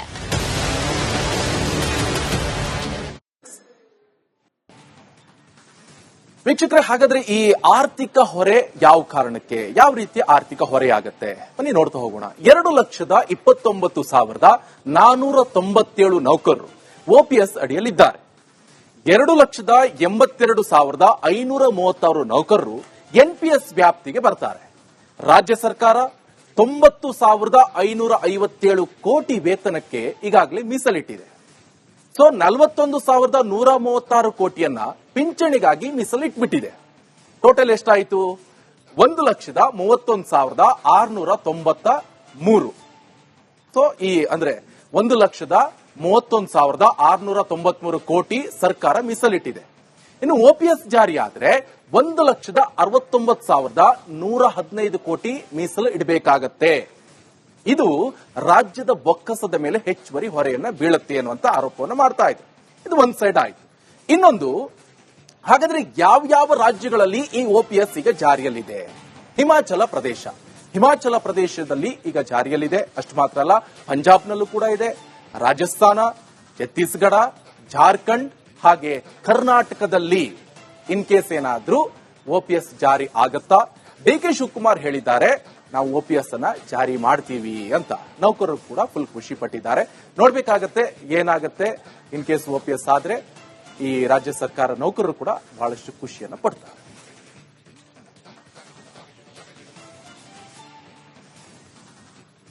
ರಾಜ್ಯದಲ್ಲಿ ಮಳೆರಾಯನ ಕಣ್ಣಾಮುಚ್ಚಲೆಗೆ ಜನ ಬೇಸತ್ತು ಹೋಗಿದ್ದಾರೆ. ಎಲ್ಲಿನೋ ಎಫೆಕ್ಟ್ ನಿಂದ ಮಳೆ ಕೊರತೆ ಉಂಟಾಗಿದ್ರೆ ಈ ಮಧ್ಯೆ ತಾಪಮಾನ ಏರಿಕೆ ಆಗ್ತಾನೆ ಇದೆ. ಜುಲೈ 2ನೇ ವಾರದಲ್ಲೂ ಕೂಡ ಮಳೆರಾಯ ಕೈ ಕೊಡುವಂತೆ ಕಾಣಿಸ್ತಾ ಇದೆ. ಅದರ ಬಗ್ಗೆ ಒಂದು ವರದಿ ಇದೆ, ಬನ್ನಿ ನೋಡ್ಕೊಂಡು ಬರೋಣ.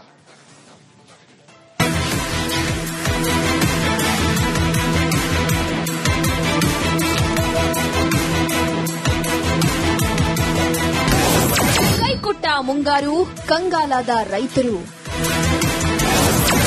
ಜುಲೈ 2ನೇ ವಾರವೂ ರಾಜ್ಯದಲ್ಲಿ ಮಳೆ ಕೊರತೆ. ಬೇಸಿಗೆ ಕಳೆದರೂ ಏರಿಕೆಯಾಗುತ್ತಿದೆ ಉಷ್ಣಾಂಶ.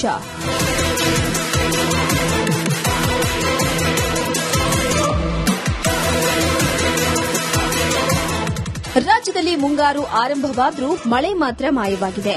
ಮಳೆಗಾಲ ಆರಂಭವಾಗಿ 1.5 ತಿಂಗಳು ಕಳೆದರೂ ಮಳೆ ಕಾಣದೆ ಜನರು ಕಂಗಾಲಾಗಿದ್ದಾರೆ. ಒಂದಿಷ್ಟು ಜಿಲ್ಲೆಗಳಿಗೆ ಅಲ್ಪ ಸ್ವಲ್ಪ ಮಳೆಯಾಗ್ತಾ ಇದ್ರೆ ಇನ್ನೂ ಕೆಲವು ಜಿಲ್ಲೆಗಳಿಗೆ ಮಳೆ ಬಾರದೆ ಭೂಮಿ ಬಾಯಿ ಬಿಡ್ತಾ ಇದೆ.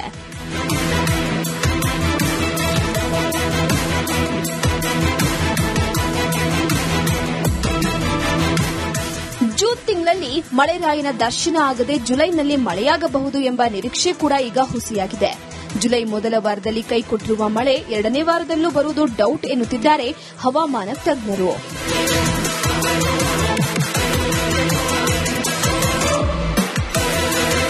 ಮುಂದಿನ ಒಂದು 5 ದಿನಗಳವರೆಗೆ ಕರ್ನಾಟಕ ರಾಜ್ಯಾದ್ಯಂತ ಜುಲೈ 12ರಿಂದ ಜುಲೈ 16ರವರೆಗೆ ಮಳೆಯ ಪ್ರಮಾಣ ಗಣನೀಯವಾಗಿ ಕಡಿಮೆಯಾಗುವ ಸಾಧ್ಯತೆಗಳದಾವು.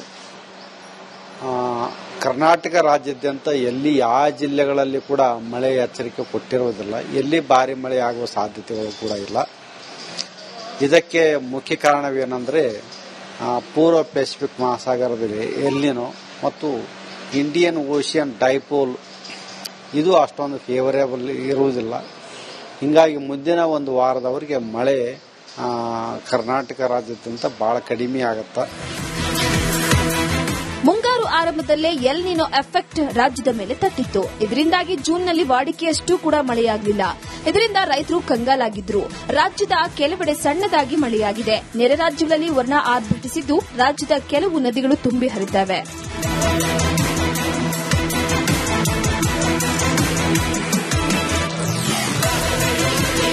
ಆದರೆ ಇನ್ನೂ ಕೆಲವು ಜಿಲ್ಲೆಗಳಿಗೆ ಮಳೆ ಎಂಟ್ರಿಯೇ ಕೊಟ್ಟಿಲ್ಲ. ಎಲ್ ನಿನೋ ಎಫೆಕ್ಟ್ನಿಂದಾಗಿ ಮುಂದಿನ ವಾರದಲ್ಲೂ ಮಳೆ ಕೊರತೆಯಾಗುವ ಸಾಧ್ಯತೆ ಇದೆ. ಇದರಿಂದ ತಾಪಮಾನದಲ್ಲಿ ಏರಿಕೆಯಾಗುವ ಸಾಧ್ಯತೆಗಳು ಕೂಡ ಇದೆ. ಜುಲೈ 17ರವರೆಗೆ ಮಳೆ ಸಾಧ್ಯತೆ ಭಾರಿ ಕಡಿಮೆ ಅಂತಿದ್ದಾರೆ ತಜ್ಞರು.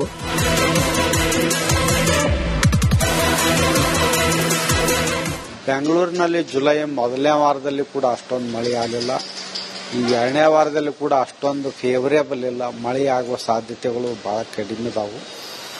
ಮಳೆ ಆದ್ರೂ ಕೆಲವು ಕಡೆ ಹಗುರವಾಗಿ ಮಳೆ ಆಗಬಹುದು. ಈ ಮಳೆ ಆಗದೇ ಇರುವುದರ ಒಂದು ಕಾರಣವನ್ನು ನಾನು ನಿಮ್ಗೆ ಹೇಳಿದೆ. ಒಂದನೇದ್ದು ಎಲ್ ನಿನೋ, ಎರಡನೇದ್ದು ಐಒಡಿ.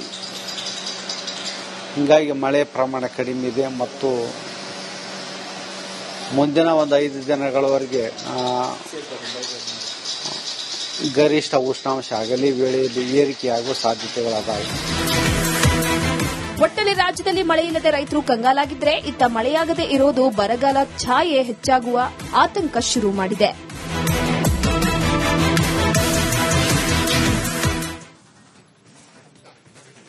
ಬೆಂಗಳೂರಿನ ಬನಶಂಕರಿಯ 6ನೇ ಹಂತದ ಲಿಂಗದೀರ್ನಹಳ್ಳಿಯಲ್ಲಿ ನಿರ್ಮಾಣಗೊಂಡಿರುವಂತಹ ಭವ್ಯ ಶ್ರೀ ಷಣ್ಮುಖ ಸುಬ್ರಹ್ಮಣ್ಯ ದೇಗುಲ ನಿರ್ಮಾಣ ಮಾಡಲು ಭಕ್ತಿಪೂರ್ವಕವಾಗಿ ಭೂಮಿ ಪೂಜೆಯನ್ನ ಮಾಡಲಾಯಿತು.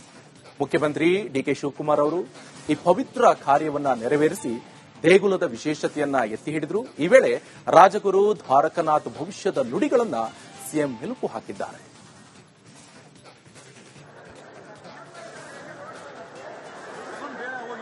ನನ್ನ ಶಿಕ್ಷೆ ಶಿವಕುಮಾರ್ ಶ್ರಮ ದೊಡ್ಡ ಒಂದು ಸಾಹಸ.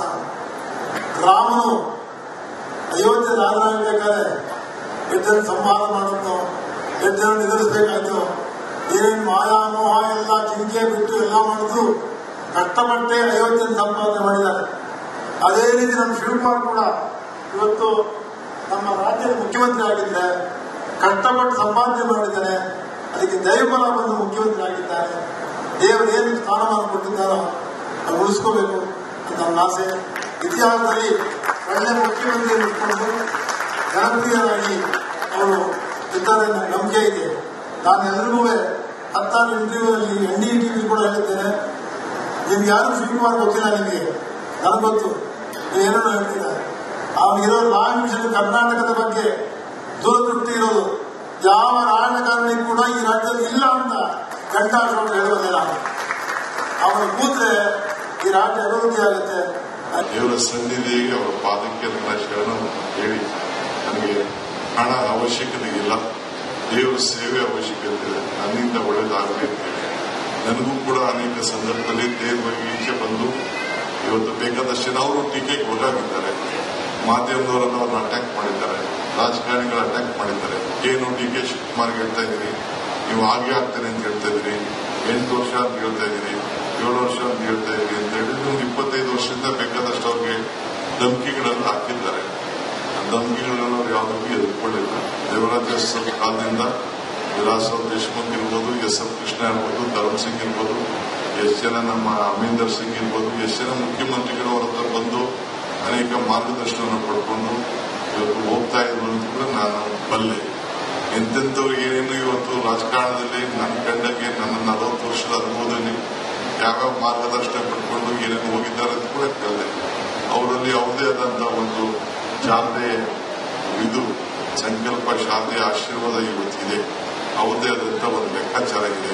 ದೇವರ ಸನ್ನಿಧಿಗೆ ಅವರ ಪಾದಕ್ಕೆ ನನ್ನ ಶರಣ ಹೇಳಿ, ನನಗೆ ಹಣ ಅವಶ್ಯಕತೆ ಇಲ್ಲ, ದೇವರ ಸೇವೆ ಅವಶ್ಯಕತೆ ಇದೆ, ನನ್ನಿಂದ ಒಳ್ಳೇದಾಗಬೇಕು ಅಂತ ಹೇಳಿ ನನಗೂ ಕೂಡ ಅನೇಕ ಸಂದರ್ಭದಲ್ಲಿ ನೇರವಾಗಿ ಈಚೆ ಬಂದು ಇವತ್ತು ಬೇಕಾದಷ್ಟು ಜನ ಅವರು ಟೀಕೆಗೆ ಒಳಗಾಗಿದ್ದಾರೆ. ಇನ್ನು ಅಯೋಧ್ಯೆಯ ರಾಮ ಮಂದಿರದಲ್ಲಿ ನಡೆದಿದೆ ಎನ್ನಲಾಗ್ತಾ ಇರುವಂತಹ ಹುಂಡಿ ಲೂಟಿ ಆರೋಪ ಪ್ರಕರಣ ಬಗೆದಷ್ಟು ಬಯಲಾಗ್ತಾನೆ ಹೋಗ್ತಾ ಇದೆ. ಸಾರ್ವಜನಿಕ ಹಿತಾಸಕ್ತಿ ಅರ್ಜಿಗಳು ಮತ್ತೆ ಈ ರಿಟ್ ಅರ್ಜಿಗಳ ವಿಚಾರಣೆ ನಾಳೆ ನಡೆಯಲಿದೆ. ದೇಣಿಗೆ ದುರುಪಯೋಗ ಆರೋಪದ ಮೇಲೆ ವಿಚಾರಣೆಯನ್ನ ಸಿಬಿಐಗೆ ನೀಡಬೇಕು.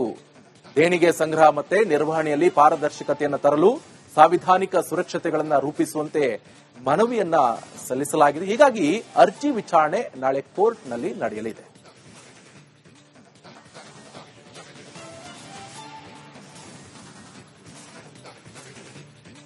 ನೋಡಿ, ಅರ್ಜಿ ವಿಚಾರಣೆ ಈಗ ನಾಳೆ ಸುಪ್ರೀಂ ಕೋರ್ಟ್ ಅಲ್ಲಿ ನಡೆಯುತ್ತೆ. ಈ ಹಿನ್ನೆಲೆಯಲ್ಲಿ ಎಲ್ಲರ ಚಿತ್ತ ಈಗ ಸುಪ್ರೀಂ ಕೋರ್ಟ್ನತ್ತ ನೆಟ್ಟಿದೆ. ಯಾಕೆ? ಸುಪ್ರೀಂ ಅಂಗಳದಲ್ಲಿ ಅಯೋಧ್ಯೆ ದೇಣಿಗೆ ಲೂಟಿ ಕೇಸ್ ಈಗ ವಿಚಾರ ಅರ್ಜಿಯಲ್ಲಿ ಹೋಗಿ ತಲುಪಿದೆ. ನಾಳೆ ಸುಪ್ರೀಂ ಕೋರ್ಟ್ನಲ್ಲಿ 3 ರಿಟ್ ಅರ್ಜಿಗಳ ವಿಚಾರಣೆಯನ್ನು ನಡೆಸಲಾಗುತ್ತೆ. ಸೊ ಈ ಹಿಂದೆ ಅಲಹಾಬಾದ್ ಹೈಕೋರ್ಟ್ನಲ್ಲಿ ಅರ್ಜಿ ವಜಾ ಆಯಿತು. ಸೊ ರಿಟ್ ಅರ್ಜಿಗಳನ್ನ ನ್ಯಾಯಾಲಯ ವಜಾಗೊಳಿಸಿತ್ತು. ಸುಪ್ರೀಂ ಕೋರ್ಟ್ ಮೆಟ್ಟಿಲೇರುವುದರಿಂದ ವಿಚಾರಣೆ ನಡೆಸಲಾಗುತ್ತೆ ನಾಳೆ. ಅಯೋಧ್ಯ ಹುಂಡಿ ಲೂಟಿ ಬಗ್ಗೆ ಎಸ್ಐಟಿ ತನಿಖೆ ಚುರುಕುಗೊಂಡಿದೆ. ಸಿಬಿಐಗೆ ವಹಿಸುವಂತೆ ಸಲ್ಲಿಕೆಯಾಗಿರುವಂತಹ ಅರ್ಜಿಗಳು ಸಾಕಷ್ಟಿವೆ. ಸೊ ಟ್ರಸ್ಟ್ಗೆ ಬಂದಂತ ನಗದು, ಬ್ಯಾಂಕ್ ವರ್ಗಾವಣೆ, ಚಿನ್ನ ಬೆಳ್ಳಿ, ಫೋನ್ ಪೇ ಮಾಡಿಸ್ಕೊಂತಾರಲ್ಲ ಅದು, ಆಮೇಲೆ ಯಾವುದಕ್ಕೂ ಶೇರ್ ಇದರಲ್ಲಿ ಬಂಡವಾಳ ಹೂಡಿಕೆ ಮಾಡಿದ್ರಂತೆ, ಅದೆಲ್ಲದರ ವಿಚಾರಣೆ ಆಗಬೇಕು ಅಂತ ಹೇಳ್ತಾ ಇದ್ದಾರೆ. ಎಲ್ಲ ದೇಣಿಗೆಗಳ ಸಂಪೂರ್ಣ ವಿವರಣೆಗಳನ್ನ ನೀಡಬೇಕು ನಮ್ಗೆ ಅಂತ ಸಾರ್ವಜನಿಕರು ಕೇಳ್ತಾ ಇದ್ದಾರೆ. ದೇಣಿಗೆ ವಿವರ ವೆಬ್ಸೈಟ್ ನಲ್ಲಿ ಪ್ರಕಟ ಮಾಡಿ ಪಾರದರ್ಶಕತೆಗೆ ಮನವಿಯನ್ನ ಅರ್ಜಿ ಮುಖಾಂತರ ಮಾಡಿಕೊಳ್ಳಲಾಗ್ತಾ ಇದೆ. ಇವಿಷ್ಟು ಅಯೋಧ್ಯೆ ವಿಚಾರಕ್ಕೆ ಸಂಬಂಧಪಟ್ಟಂತೆ ಏನೇನು ಅಪ್ಡೇಟ್ ಆಗ್ತಾ ಇದೆ ಎಲ್ಲವನ್ನು ಕೂಡ ನೀವು ನೋಡ್ತಾ ಇದ್ದೀರಿ. ಇನ್ನು ಜಿಬಿಎ ಅಧಿಕಾರಿಗಳು ಪಾದಚಾರಿ ಮಾರ್ಗ ಒತ್ತುವರಿ ತೆರವು ಕಾರ್ಯಾಚರಣೆ ನಡೆಸ್ತಾ ಇದ್ರೆ, ಇತ್ತ ವ್ಯಾಪಾರಿಗಳ ಈ ಬಿವಿಕೆ ಅಯ್ಯಂಗಾರ್ ರಸ್ತೆಯ ಫುಟ್ಪಾತ್ಗಳನ್ನ ಆವರಿಸಿಕೊಂಡಿದ್ದಾರೆ. ಸಂಡೇ ಬಜಾರ್ನಲ್ಲಿ ಸಂಡೇ ಜನ ಓಡಾಟಕ್ಕೂ ಕೂಡ ಜಾಗವಿಲ್ಲದಂತಾಗಿದೆ. ಆ ಕುರಿತು ಒಂದು ಕಂಪ್ಲೀಟ್ ವರದಿ ಇದೆ, ಬನ್ನಿ ನೋಡ್ಕೊಂಡು ಬರೋದು.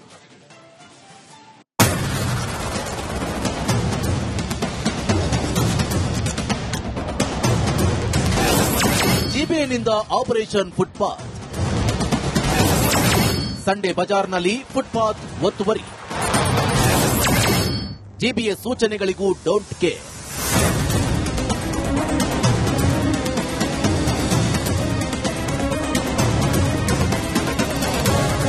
ಬೆಂಗಳೂರಿನ ಪಾದಚಾರಿ ಮಾರ್ಗಗಳ ಒತ್ತುವರಿ ತೆರವು ನಡೆಸುತ್ತಿರುವ ಜಿಬಿಎ ತನ್ನ ಕಾರ್ಯಾಚರಣೆಯನ್ನ ವೇಗವಾಗಿ ನಡೆಸುತ್ತಿದೆ. ಬೀದಿ ಬದಿ ವ್ಯಾಪಾರಿಗಳನ್ನ ಖಾಲಿ ಮಾಡಿಸುತ್ತಿದೆ. ಮತ್ತೆ ಬರದಂತೆ ಎಚ್ಚರಿಕೆ ನೀಡುತ್ತಿದೆ.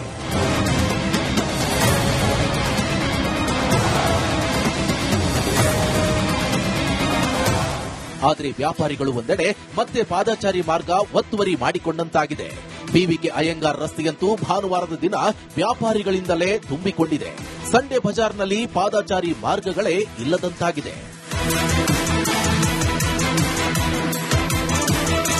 ಪಾದಚಾರಿ ಮಾರ್ಗವನ್ನ ಒತ್ತುವರಿ ಮಾಡಿಕೊಂಡಿರುವಂತಹ ಒಂದಿಷ್ಟು ಬೀದಿ ಬದಿ ವ್ಯಾಪಾರಿಗಳನ್ನ ತೆರವು ಮಾಡುವಂತಹ ಕೆಲಸ ಆಗ್ತಾ ಇದೆ. ಆದ್ರೆ ಬೆಂಗಳೂರಿನ ಬಿವಿಕೆ ಅಯ್ಯಂಗಾರ್ ರಸ್ತೆ ಏನಿದೆ ಅಂತ ಹೇಳಿದ್ರೆ, ಏನು ಸಂಡೇ ಬಜಾರ್ ಅನ್ನುವಂತಹ ಒಂದು ಜಾಗ, ಅದಕ್ಕೆ ಫೇಮಸ್ ಆಗಿರುವಂತಹ ಜಾಗ ಏನಿದೆ, ಆ ಒಂದು ಜಾಗದಲ್ಲಿ ಎಂದಿನಂತೆ ವ್ಯಾಪಾರ ವಹಿವಾಟುಗಳು ನಡೀತಾ ಇರುವಂತದ್ದು. ಅದರ ಜೊತೆಗೆ ದಿನನಿತ್ಯದಂತೆ ಇಲ್ಲಿ ತಮ್ಮ ವ್ಯಾಪಾರವನ್ನ ವ್ಯಾಪಾರಿಗಳು ಮುಂದುವರಿಸಿರುವಂತದ್ದು. ಪಾದಚಾರಿ ಮಾರ್ಗ ಏನಿದೆ ಅವುಗಳನ್ನ ಒತ್ತುವರಿ ಮಾಡಿಕೊಂಡು ತಮ್ಮ ವ್ಯಾಪಾರ ವಹಿವಾಟುಗಳನ್ನ ಮಾಡ್ತಾ ಇರುವಂತದ್ದು. ನೋಡಿ, ಕಣ್ಣು ಹಾಯಿಸಿದಷ್ಟು ದೂರಕ್ಕೂ ವ್ಯಾಪಾರಿಗಳು ಎಲ್ಲೆಡೆ ಪಾದಚಾರಿ ಮಾರ್ಗಗಳ ಒತ್ತುವರಿ. ನಡು ರಸ್ತೆಯಲ್ಲೂ ಅಂಗಡಿ ಹಾಕಿರುವ ವ್ಯಾಪಾರಿಗಳು. ಇದು ಸಂಡೇ ಬಜಾರ್ ನಡೆಯುವ ಬಿವಿಕೆ ಅಯ್ಯಂಗಾರ್ ರಸ್ತೆಯ ಪರಿಸ್ಥಿತಿ. ಹೌದು, ಒಂದೆಡೆ ಪಾದಚಾರಿ ಮಾರ್ಗ ಒತ್ತುವರಿ ಆಗದಂತೆ ಜಿಬಿಎ ಅಧಿಕಾರಿಗಳು ಕಾರ್ಯಾಚರಣೆ ನಡೆಸುತ್ತಿದ್ರೆ, ವ್ಯಾಪಾರಿಗಳು ಯಾರ ಮಾತಿಗೂ ಕ್ಯಾರೆ ಅನ್ನುತ್ತಿಲ್ಲ. ಇನ್ನು ಕಾರ್ಯಾಚರಣೆ ಆರಂಭವಾಗುವಾಗಲೇ ಈ ರಸ್ತೆಯಲ್ಲಿ ಪಾದಚಾರಿ ಮಾರ್ಗ ಒತ್ತುವರಿ ಮಾಡದಂತೆ ಸೂಚನೆ ನೀಡಲಾಗಿತ್ತು. ಆದರೆ ವ್ಯಾಪಾರಿಗಳು ನಿಯಮಗಳನ್ನ ಗಾಳಿಗೆ ತೂರಿದ್ದಾರೆ. ಹೊಟ್ಟೆಪಾಡಿಗಾಗಿ ಮತ್ತೆ ಪಾದಚಾರಿ ಮಾರ್ಗ ಹತ್ತಿಕ್ಕುತ್ತಿದ್ದಾರೆ.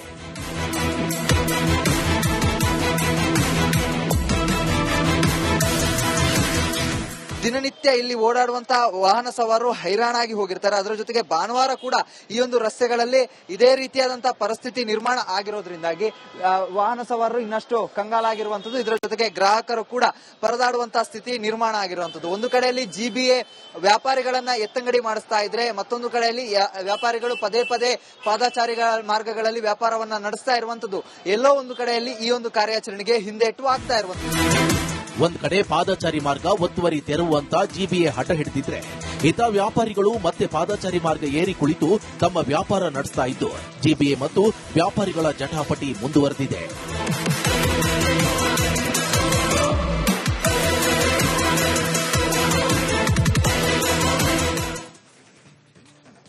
ಹಾರ್ಮುಜ್ ಜಲಸಂಧಿಯಲ್ಲಿ ಈಗ ಮತ್ತೆ ಯುದ್ಧದ ಕಿಡಿ ಹೊತ್ಕೊಂಡಿದೆ. ಅಮೆರಿಕ ಹಾಗೆ ಇರಾನ್ ನಡುವೆ ಸಂಘರ್ಷ ಮತ್ತೊಂದು ಮಗ್ಗಲಿಗೆ ತಿರುಗಿದೆ. ಅದರ ಬಿಸಿ ಸದ್ಯ ಭಾರತಕ್ಕೂ ಕೂಡ ತಟ್ಟಿದೆ. ಒಮನ್ ಕರಾವಳಿಯ ಬಳಿ 11 ಭಾರತೀಯ ನಾವಿಕರಿರುವಂತಹ ವಾಣಿಜ್ಯ ಹಡಗಿನ ಮೇಲೆ ಭೀಕರ ದಾಳಿ ನಡೆದಿದೆ. ಇತ್ತ ಇರಾನ್ ಪ್ರತೀಕಾರದ ದಾಳಿಗೆ ಇಳಿದಿದ್ರೆ, ಅತ್ತ ಅಮೆರಿಕ ಇರಾನ್ ವಿರುದ್ಧ ಮತ್ತೊಂದು ಸುತ್ತಿನ ಯುದ್ಧವನ್ನ ಘೋಷಣೆ ಮಾಡಿದ್ದಾರೆ. ಸದ್ಯ ಮಧ್ಯಪ್ರಾಚ್ಯದಲ್ಲಿ ಏನೇನು ಬೆಳವಣಿಗೆ ಆಗ್ತಾ ಇದೆ ಆ ಕುರಿತ ಒಂದು ವರದಿ ಇದೆ, ಬನ್ನಿ ನೋಡ್ಕೊಂಡು ಬರೋಣ.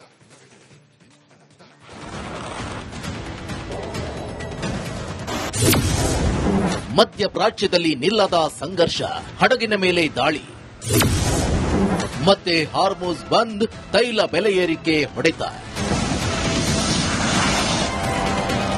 ಮಧ್ಯಪ್ರಾಚ್ಯದಲ್ಲಿ ನಿಲ್ಲದ ಸಂಘರ್ಷ, ಹೊತ್ತಿ ಉರಿಯುತ್ತಿವೆ ಮತ್ತೆ ವಾಣಿಜ್ಯ ಹಡಗುಗಳು. ಓಮನ್ ಕರಾವಳಿಯಿಂದ ಪೂರ್ವಕ್ಕೆ ಕೇವಲ 17 ಕಿಲೋಮೀಟರ್ ದೂರದಲ್ಲಿ ಹಡಗಿನ ಮೇಲೆ ದಾಳಿ ನಡೆದಿದೆ. ಸರ್ಪ್ರೈಸ್ ಧ್ವಜ ಹೊತ್ತ ಎಂವಿಜಿಎಫ್ಎಸ್ ಗ್ಯಾಲಕ್ಸಿ ಎಂಬ ವಾಣಿಜ್ಯ ಹಡಗಿನ ಮೇಲೆ ಐಆರ್ಜಿಸಿ ದಾಳಿ ನಡೆಸಿದೆ.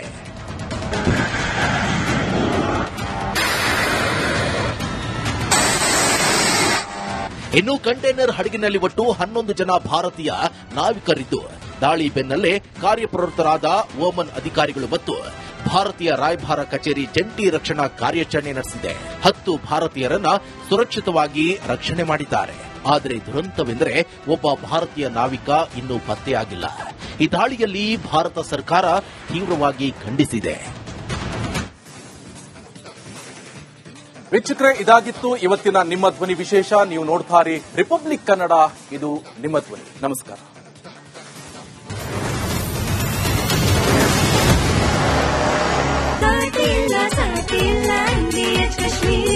ಅರೆ ಕಡಿಮೆ ಹಾಕು, ಆದ್ರೆ ಅಸಲಿ ಹಾಕು. MDH ಕಾಶ್ಮೀರಿ ಕೆಂಪು ಮೆಣಸಿನ ಪೌಡರ್.